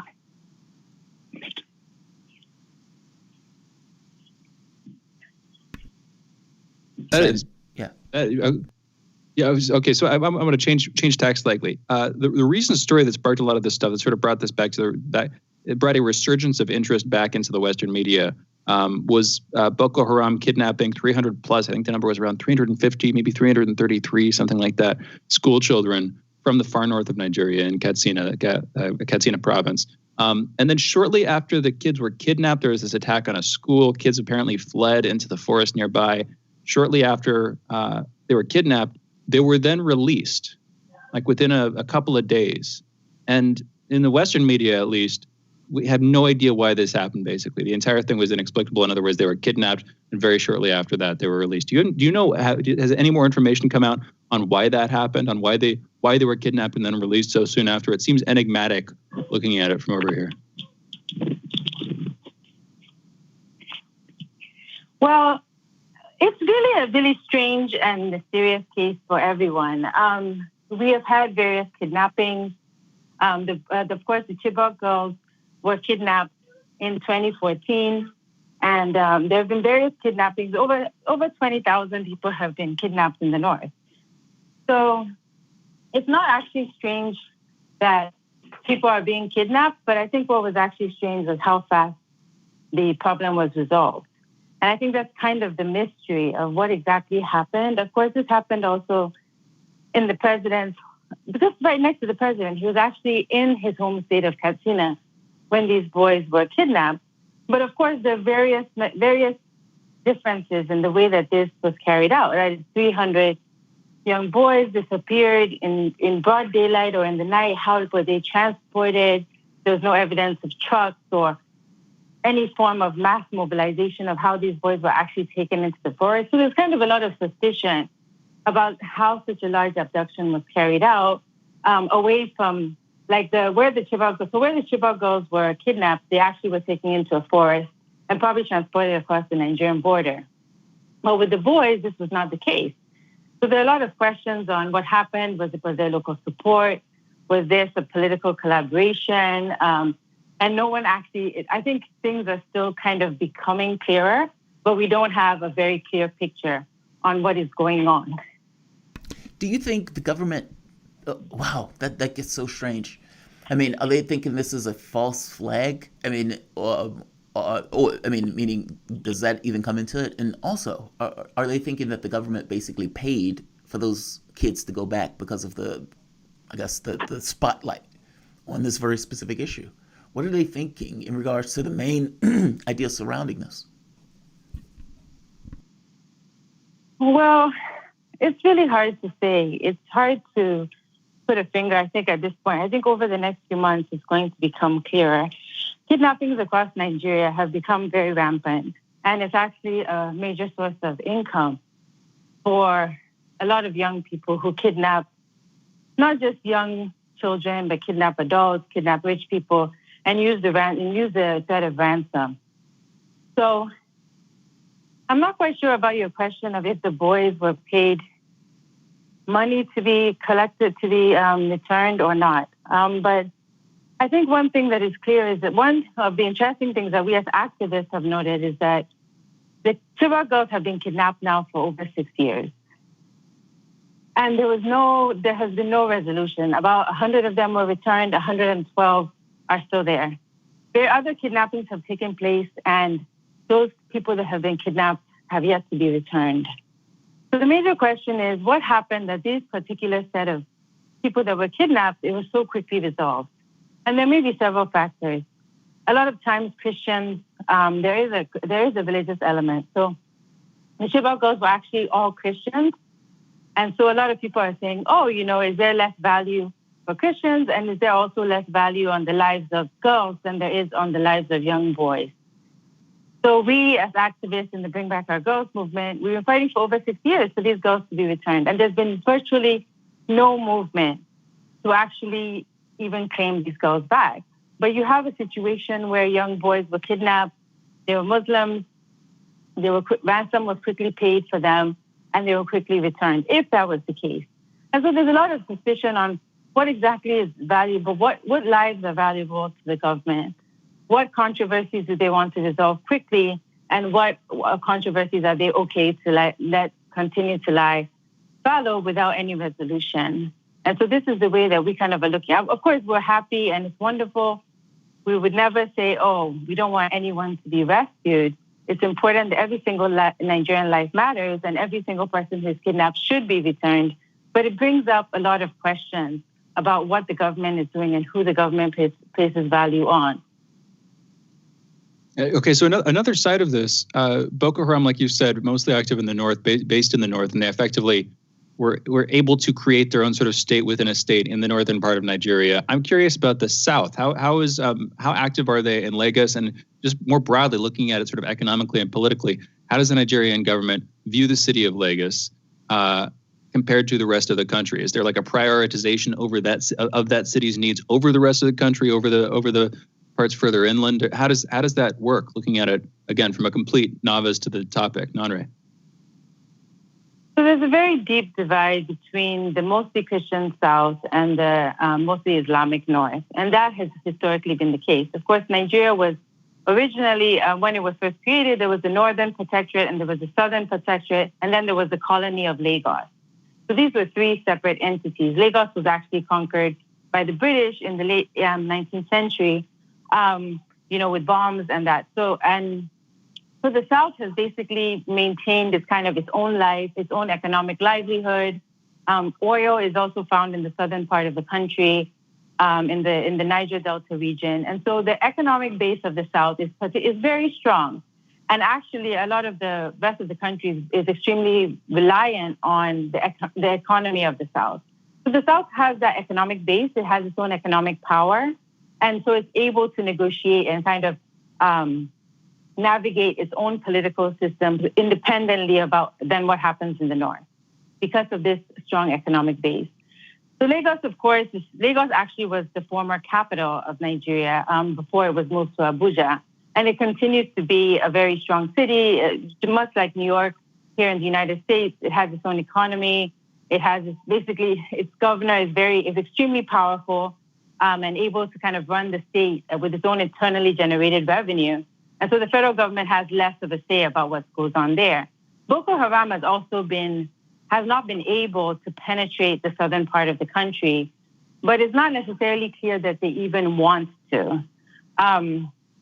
The Boko Haram sees the northern part of Nigeria as its territory.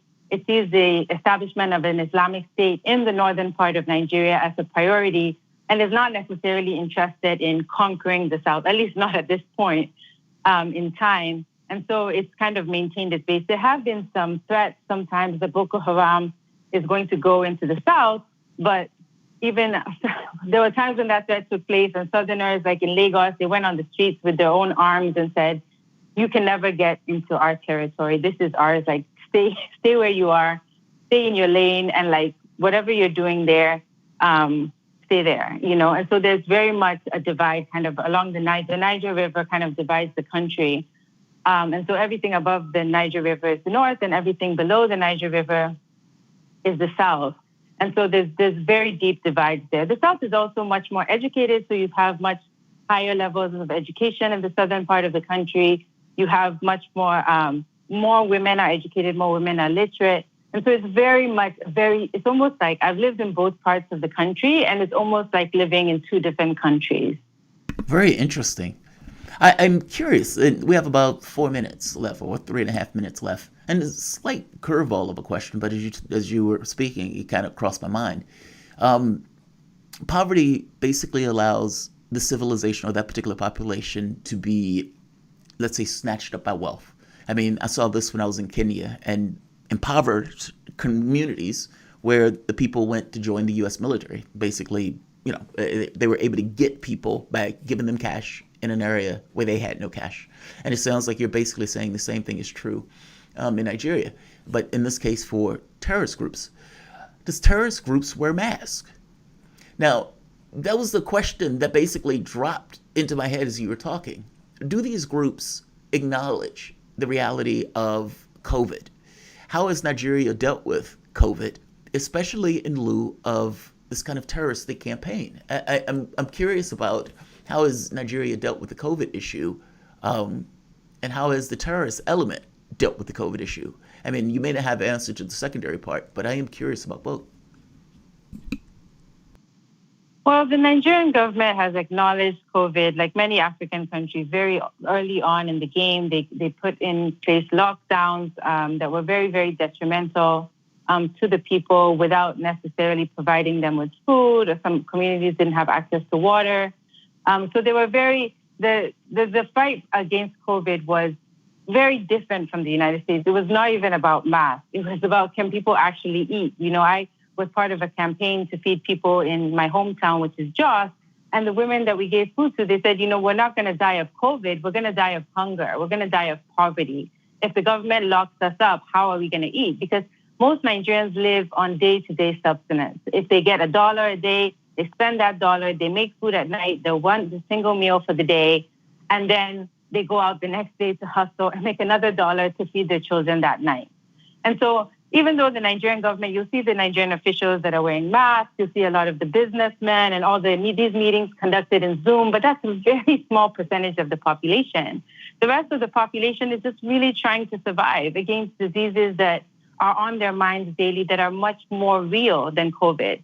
And so while COVID-19 is a threat and it's there, it's so much smaller than the threats of their daily existence, which means that they might die of poverty, they might not be able to go to a hospital to give birth if they have complications because the hospitals were closed. So there's so many more dire concerns on the minds of Nigerians, of the average Nigerian. I would say that the elites are focusing on COVID. It affects their world. It affects their ability to travel out of the country. It affects their ability to, socialize in other countries and, go on their foreign trips.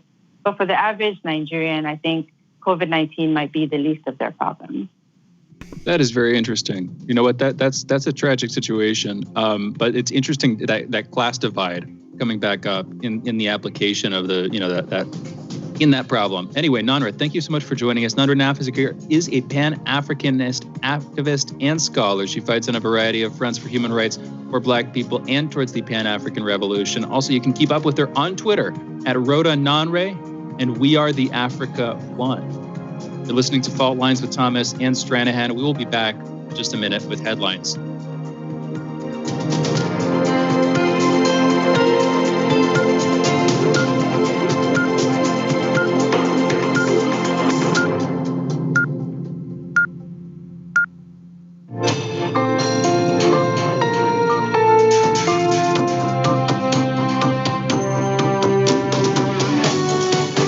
Listening to Radio Sputnik. Telling the untold.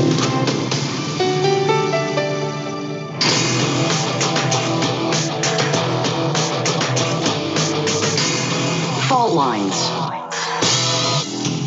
Live from across the divided states of America, it is now time for our last hour this morning, one of the last hours this year of the most disruptive show covering news and events across our divided states, as well as across the surface of our divided globe. In the independent corner, I am your political analyst, Shane Stranahan. And in the left corner, I am the indefatigable, the last man on the wall, your political analyst, Jamarl Thomas.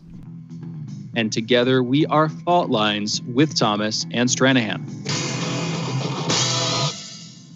Quick note before we get into the headlines, while we have a big chunk of our audience here, we are going to be off the air this Friday, like we were this last Friday. Last Friday it was Christmas Day. This Friday it'll be New Year's Day.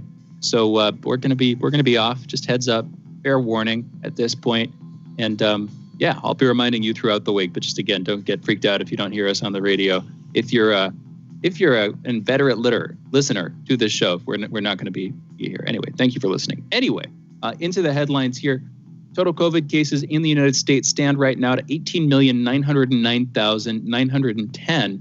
Total deaths are at 330,901 with 1,309 added yesterday. In the sort of political side of COVID, 5 days after calling the coronavirus bill a disgrace, President Trump signed the massive $900 billion COVID-19 relief bill and $1.4 trillion government spending package Sunday night. The president's decision to sign the package will avert a government shutdown, restore unemployment benefits, stop evictions, provide rental assistance, add additional funding to the Small Business Administration's Paycheck Protection Program, and invest in vaccine distribution, among other items in the bills.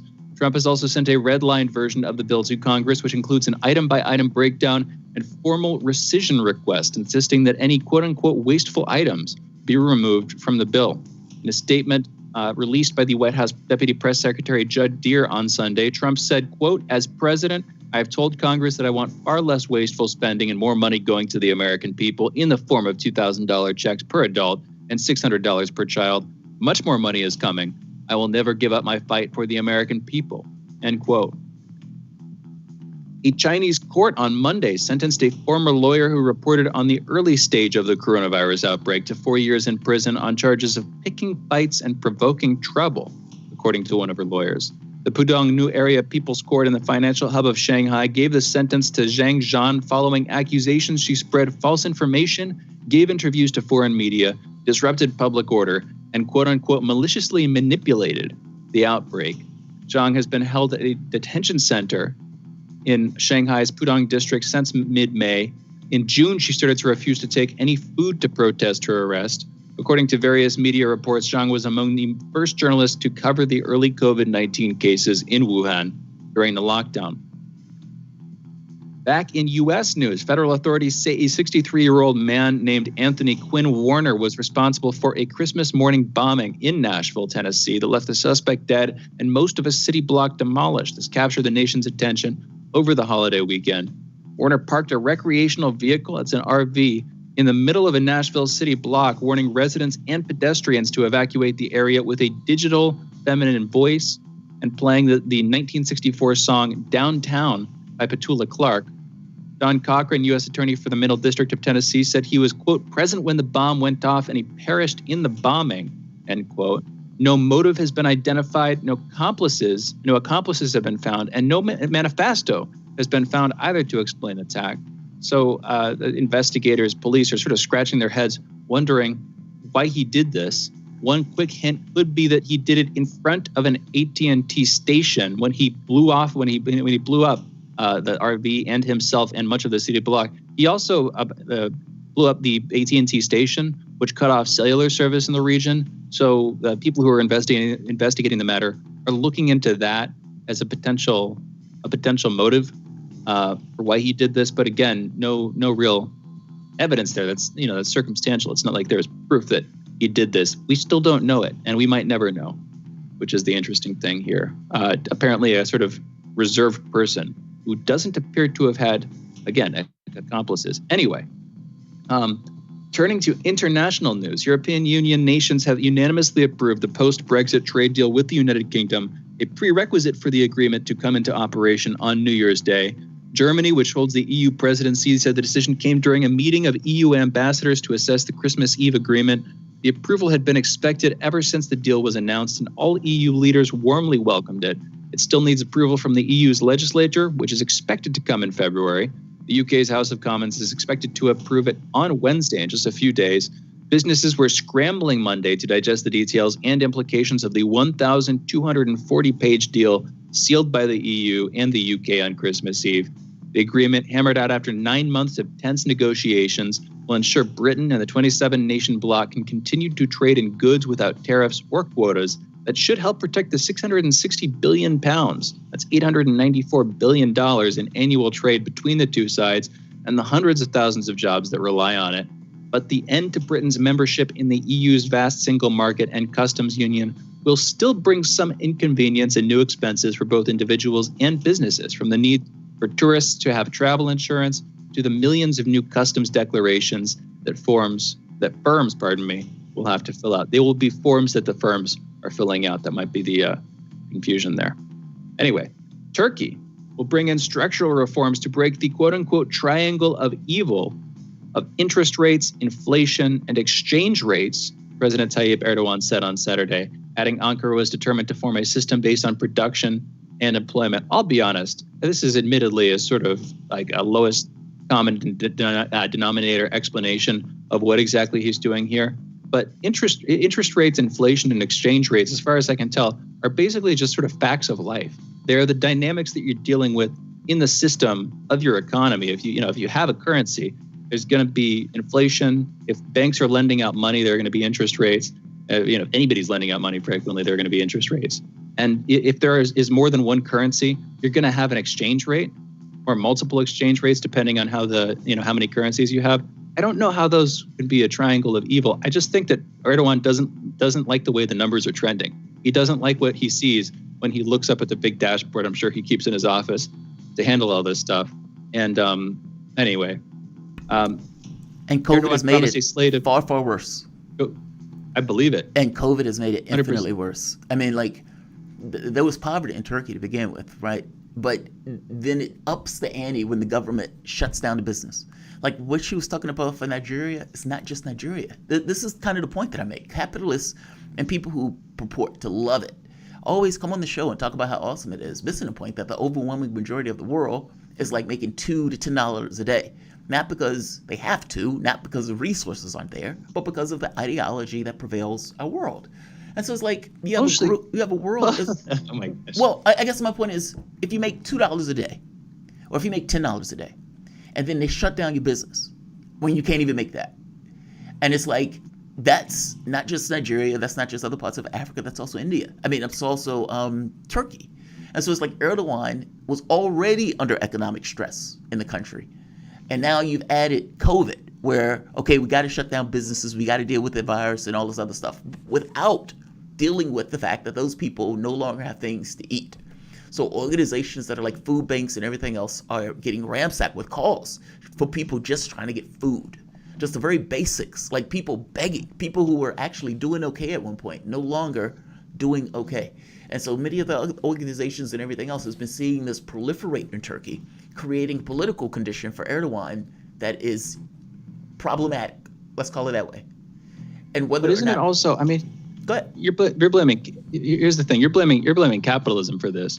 But it's like when righties blame socialism for anything a government does. Like, sure, there is an economic system in the country, but wasn't she, when we had Nana on, wasn't she pointing her finger not at capitalism as such, but at the failures of her government, of the Nigerian government, to do anything to solve the problem? It was just, self-serving, rent-seeking elites who were making money and using that money to benefit their own interests instead of benefiting the people. Exactly. But that's not a problem with capitalism per se. That's a problem with the entire political and economic system. And if you're going to make it about, okay, it's all capitalism's fault, then I, a non-right-winger, could pull a right-winger argument and be like, well, it's all socialism's fault, man. The government's not doing, the government's a corrupt and self-serving elitist body that's clearly depriving the masses of what they need by taking all their wealth and benefiting themselves. That's socialism. Socialism's the problem. Isn't it? Wouldn't that just be a straw man? Isn't it a confluence of socialism and capitalism that creates this arguably fascistic enterprise of private interest and public wealth extraction working together to benefit the elites of whatever, political system we're talking about? My argument wasn't socialism is great or capital. My argument wasn't any of this system. It was very specific. I'm making the point that this profit motive, this notion of self-profit, those people are human beings in a government. Yes, they may be in government and that government allows them to, let's say, like you said, rent seek. But the rent seek in and of itself is a capitalistic thing. I mean, I get you might want to say the government helps that out. And I agree with you. Any power structure, whether it's socialistic, is a power structure, or whether it's capitalistic, it's a power structure. I agree with you. So it's not that I entirely disagree. Here's the thing. Isn't that, you said that's human beings in the government who are, acting out of the incentives that the government provides for them, and they exist in a capitalist system, and I can get that argument. But isn't the profit-seeking motive or the self-interested motive, isn't that the government in human beings? Isn't that the, ordering hierarchical thing that, manages a lot of human behavior is just personal interest and the pursuit of greed and the pursuit of, increases of wealth? Isn't that a lot of what we fought against for our history? I'm not saying that that's a good thing. I'm not saying even that that's a bad thing. It's just a thing. But isn't that one of the human dynamics that civilization has had to contend with throughout history? That there's this self-interested motive that if you want a functioning society where people are happy and can get along well without killing each other and being at each other's necks all the time, you need to find some way to constrain that, but also reward it because it's just a part of who we are. That seems and that's not capitalism, that's not socialism, that's just humanity. Look, personally, I think the governmental device was basically necessary because if you're going to have a capitalistic system, you need some kind of rules of that system. Meaning, for all of the belly aching that many people do about the government, it's just a natural necessity to create, let's say, to deal with the classes or the conflict of the classes between people without and the people with, to ensure that you don't just have this revolution. I agree with you that the governmental device, or let's say maybe not disagree, agree. I think the governmental device was there basically for public interest because I don't think public interest has any capacity to deal with the 1% in and of itself without having some kind of body to do it. Just because the original idea of it might have been this notion of a governmental device for the public itself doesn't mean it can't be captured like anything else. I mean, the entire point. Are you saying that kings? I mean, because there's this weird involution of the origins of things, as far as I can tell. It happens sometime somewhere in the Enlightenment. Are you saying that kings or the Roman Empire, for instance, which, as far as I can tell, came before capitalism, was built on the backs of human interest? That it was built, for the preservation of human needs in the Roman Empire, or was it just elites? Was it just extractive elites? No. That's the thing. Look, it's so good. I guess the point I'm trying to make is, yes, I agree with you. It was elites. And many of these things are just power structures for people to get wealth and trying to create their own status and everything else. I agree. And that goes beyond whether it's capitalism, socialism, whatever else. You can have any system where people become entrenched in that system. Fair enough. But I also believe things are emergent. And by emergent, I mean you get to a point where you have such struggle and such pushing from the standpoint of the public against those various systems that certain things come out of it. Meaning struggle brings back gains, and those gains beget gangs. Meaning the governmental structure is the only thing that the public has to push back against the 1% in our system. By the same token, it doesn't necessarily mean that it can't be captured, which it has been. I guess my point is I think both of those things are true. I don't think it's one or the other. I think it's both. Just because it started off in a particular way doesn't necessarily mean it ended up or persists that way. And yeah, I do think the profit motive is that's the deeply problem. embedded in this. There's a lot of stuff that we agree on, but we complain all the time about what politics is in the U.S. and around the world. Yeah. As so many listeners of this show will agree with, even though they disagree with me on the capitalism thing. Surely you'll grant that our political system is screwed up and it benefits the elites over pretty much all else. And that seems to me how it's basically always been. And yes, I agree. Like the people can use the government in some cases to do good, but there are deep problems. And some people will blame capitalism, some people will blame socialism, whatever the case may be. It's like, I'm not an idealist or a pessimist on this stuff. You can use that as a vehicle sometimes, but it tends to get co-opted and corrupted over time by the interests of the elites. And if you want to fight that, you need to push back real hard. I mean, another way of looking at this stuff is some people are saying maybe we're in a changing era. Maybe we're seeing the creation of some new political and economic system. If so, I don't know what exact form that would take, but the hopes for that are pretty exciting. Another way of looking at this is completely out of nowhere. I'm just trying to sort of, move into a break and have an interesting conversation. Is cynicism and skepticism always benefits the status quo? This is coming completely out of nowhere maybe, but if you literally look at the history of, for instance, just the sciences, but it holds true in politics too. What is skepticism of? Skepticism is pretty much always of any new idea. It is not of whatever prevailing order, you already have. Sure, some skeptics on the margins will use that to criticize the order, but the old order, the status quo, is always strong enough to withstand those attacks. What skepticism is almost always used to do is to discredit new notions, new convictions in the sciences, and I would say again, it holds true in politics. And yet what you don't want is demagoguery. You don't want a bunch of people following some random new idea because as we saw in the 20th century, that gives you fascism. That gives you the rise of and socialism, frankly, and just the rise of these liberal democracy and all of its vices. It gives you the rise of these massive political ideologies that act to the detriment of so many. Anyway, this is running all over the place. Jamarl, you cool with me taking us into a break so we can come back? No, go for it. Look, I don't entirely disagree with you. I mean, I think that's right, but to me, it's the profit motive thing. And if you want to say that that's an elite issue and not a specific capitalism, fair enough. I can agree with that. We can end up on agreement on that point. Yes, absolutely. And I have problems with capitalism too, you know that. But I also have problems with pretty much every ideology out there. And I don't really blame capitalism that much because if I did, I'd feel like I needed to blame socialism somehow because I want to be equitable. Anyway, we're going into a break. You're listening to Fault Lines with Thomas and Stranahan. We will be back. Oh, you know what? Got to close out headlines. Is it headlines, Thomas and Stranahan? Let's do that. Thank you, Andre. Appreciate it. And we're going into a break. You're listening to Fault Lines. We will be back on the other side of this break with Tom Luongo. Be right back.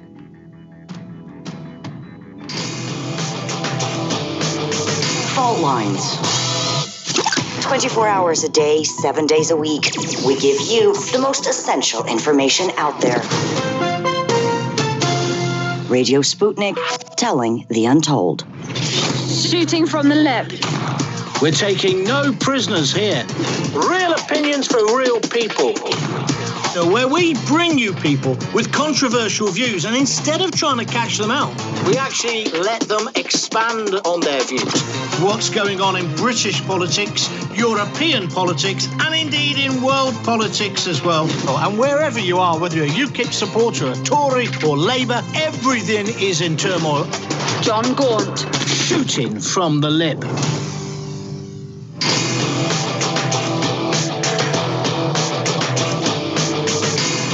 Fault Lines.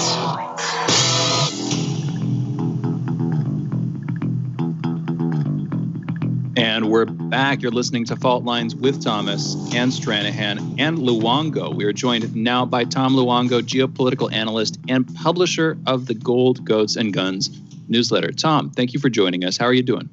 Oh, good. How are you guys? How was your holiday? Holiday was all right. I've had this. It was okay. Good to spend time with family. Jamarl, how was yours? Mm-hmm. No, it was fine. We're here. We're on vacation actually, so taking a break from the normal routine. So yeah, it was different, smaller than normal. I guess inadvertently doing the whole COVID-19 social distancing thing. But yeah, so there you go. Easier to do when you live on a farm, which it sounds like you do with goats and such, right? Mm-hmm. Yeah, absolutely. But we have family close by, so. Oh, that helps. No, that's good. That's good. And it's also, I know it's usually hard to take a break. Usually hard to break your routine when you have domestic animals, semi-domesticated animals who are dependent on you for providing their food. So I'm guessing that was included in the schedule somewhere. Nearly impossible. This is why I have family next door, and you make friends with other people in likewise situations, so that you farm sit for each other, because this is what if you actually do want to get away, because everybody needs to be fed every day. Everybody needs to be, if they've got goats that need to be milked, they need to be milked every day, sometimes twice a day. You don't get you were tied to your land, and for those of us who are lucky enough to work from home, that's not that big a deal, but it is just, what you do. So you don't get away all that often. And when you do, you need to make the appropriate arrangements. So that brings us to an interesting sort of point of confluence, I would say, between your classical capitalists, arguably libertarians these days, although even that's debatable. Some might say that, a lot of them have betrayed some of it. And then your classic socialists, like the lefties or the progressives, whatnot, which is they both actually seem to agree that communities, local communities, and the social networks that you build up in those communities are incredibly important. Even and that's like a private form of socialism. It's privatized socialism, where instead of having a government representing your interests, you build up these networks on a local scale, and that's a good thing.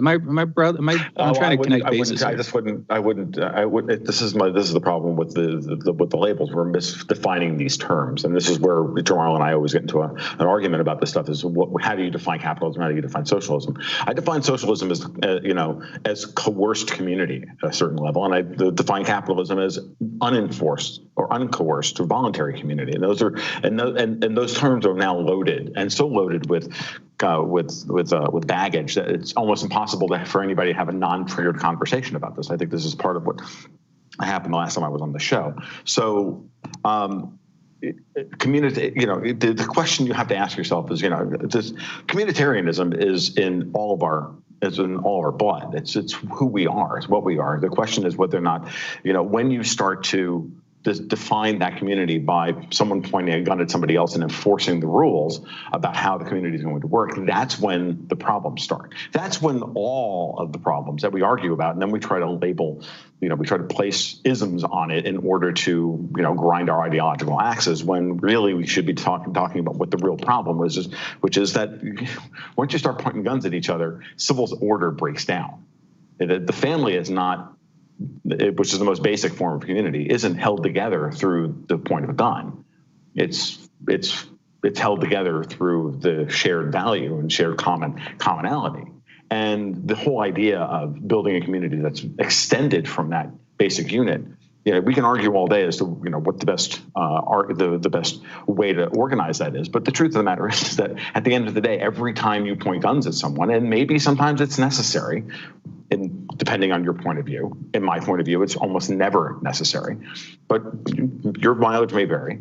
When you start doing so, you are inviting yourself into a world of hurt in terms of the power gradients that we wind up having. And then we wind up having those power gradients invariably wind up with all of the social ills that we all complain about. And then once people start grinding their ideological axes and taking sides, in-group, out-group bias takes over, and we have political dysfunction. And it doesn't matter how big the group is, okay? It could be as small as a family. It can be as large as a country.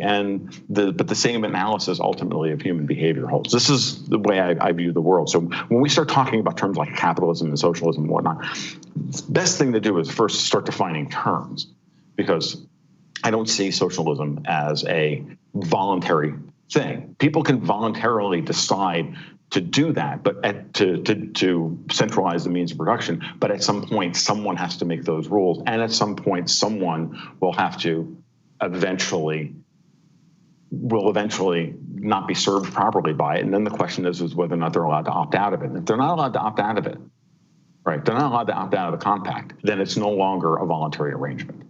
And so always ask yourself when you're allowed to opt out of the system, and then you'll know whether the system is voluntary or coercive, and then you'll know whether you're dealing with nominally a capitalist system or a socialist system.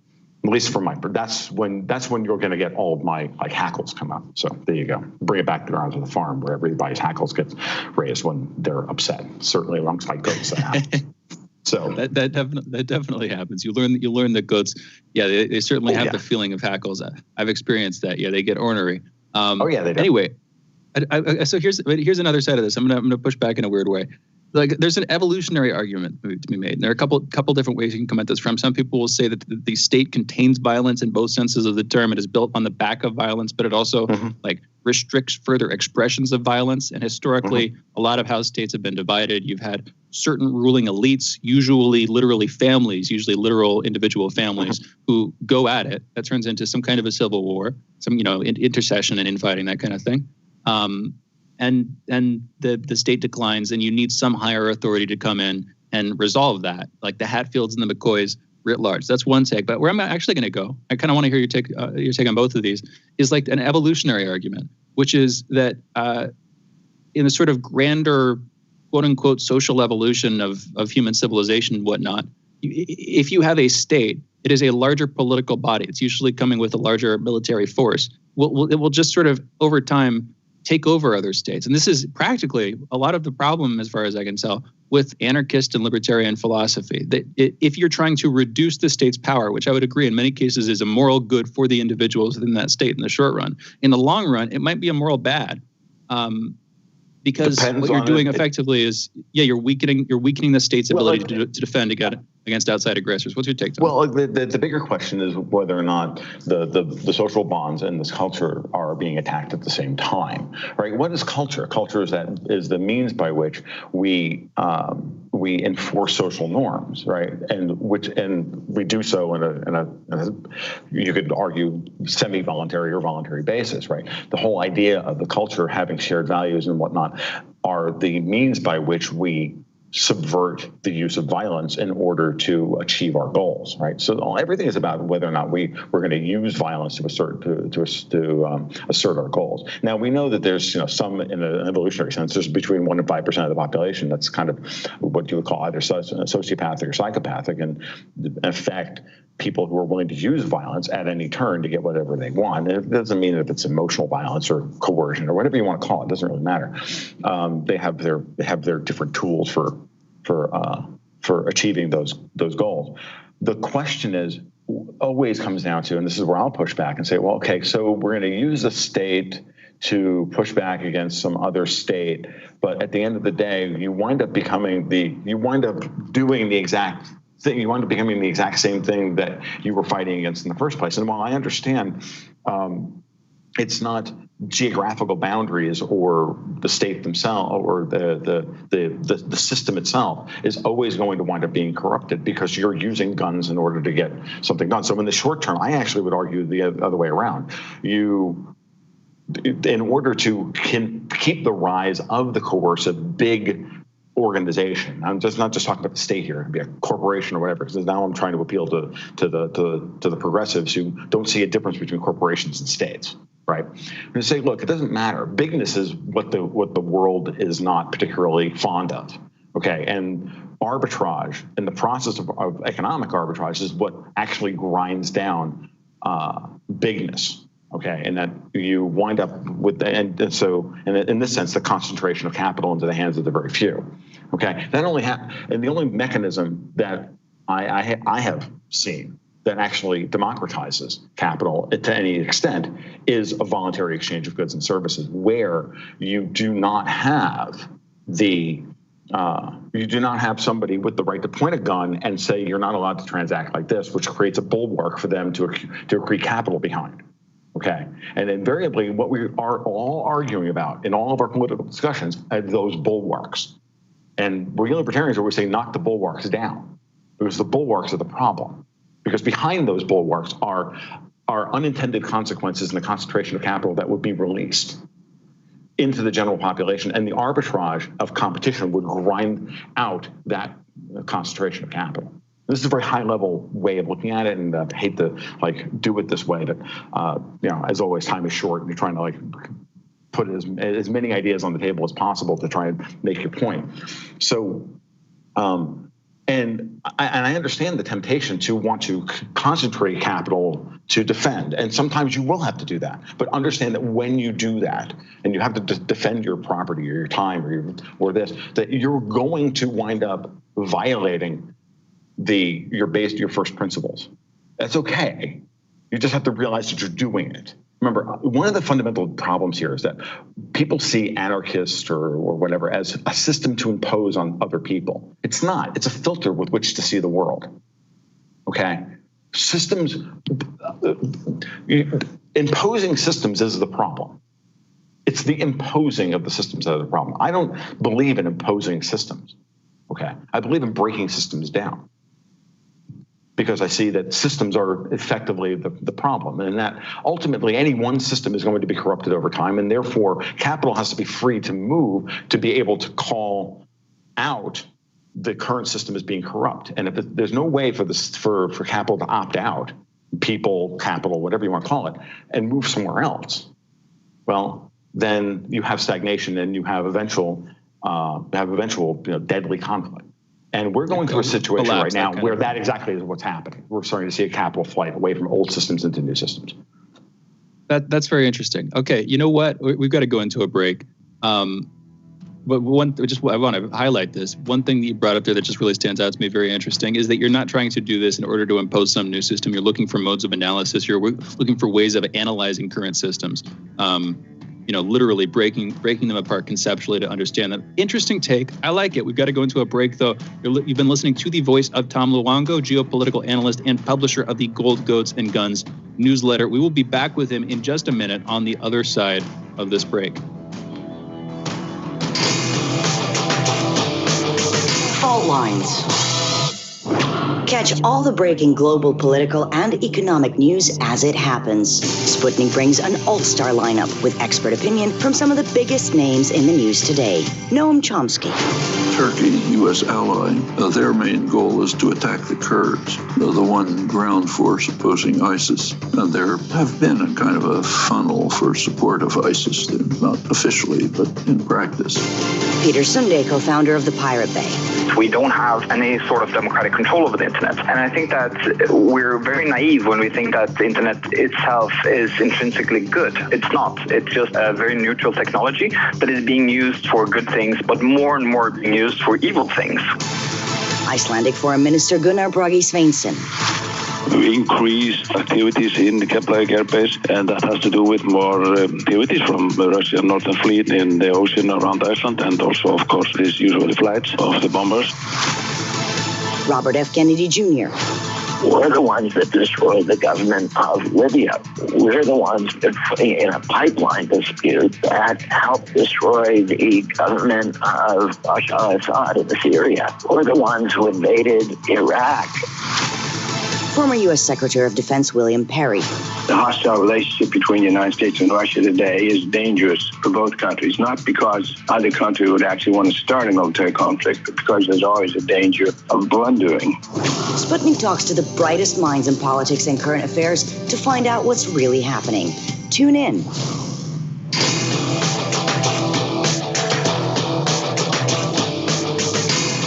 Fault lines. And we're back. You're listening to Fault Lines with Thomas and Stranahan and Tom Luongo. He's our guest for this segment, continuing our conversation from the last. Tom Luongo is a geopolitical analyst and publisher of the Gold, Goats, and Guns newsletter. And by the way, you can follow Tom on Twitter at TFL1728, TFL1728. Read his articles at tomluongo.me and subscribe to his monthly newsletter on Patreon at patreon.com/Gold, Goats, and Guns. And that is the letter N, not the whole word N, Gold, Goats, and Guns. Anyway, Tom, changing topic slightly, wide-ranging conversation we were just having. I'm going to change to a similarly wide-ranging conversation, although in this case, it'll be geographically. Let's start with Britain.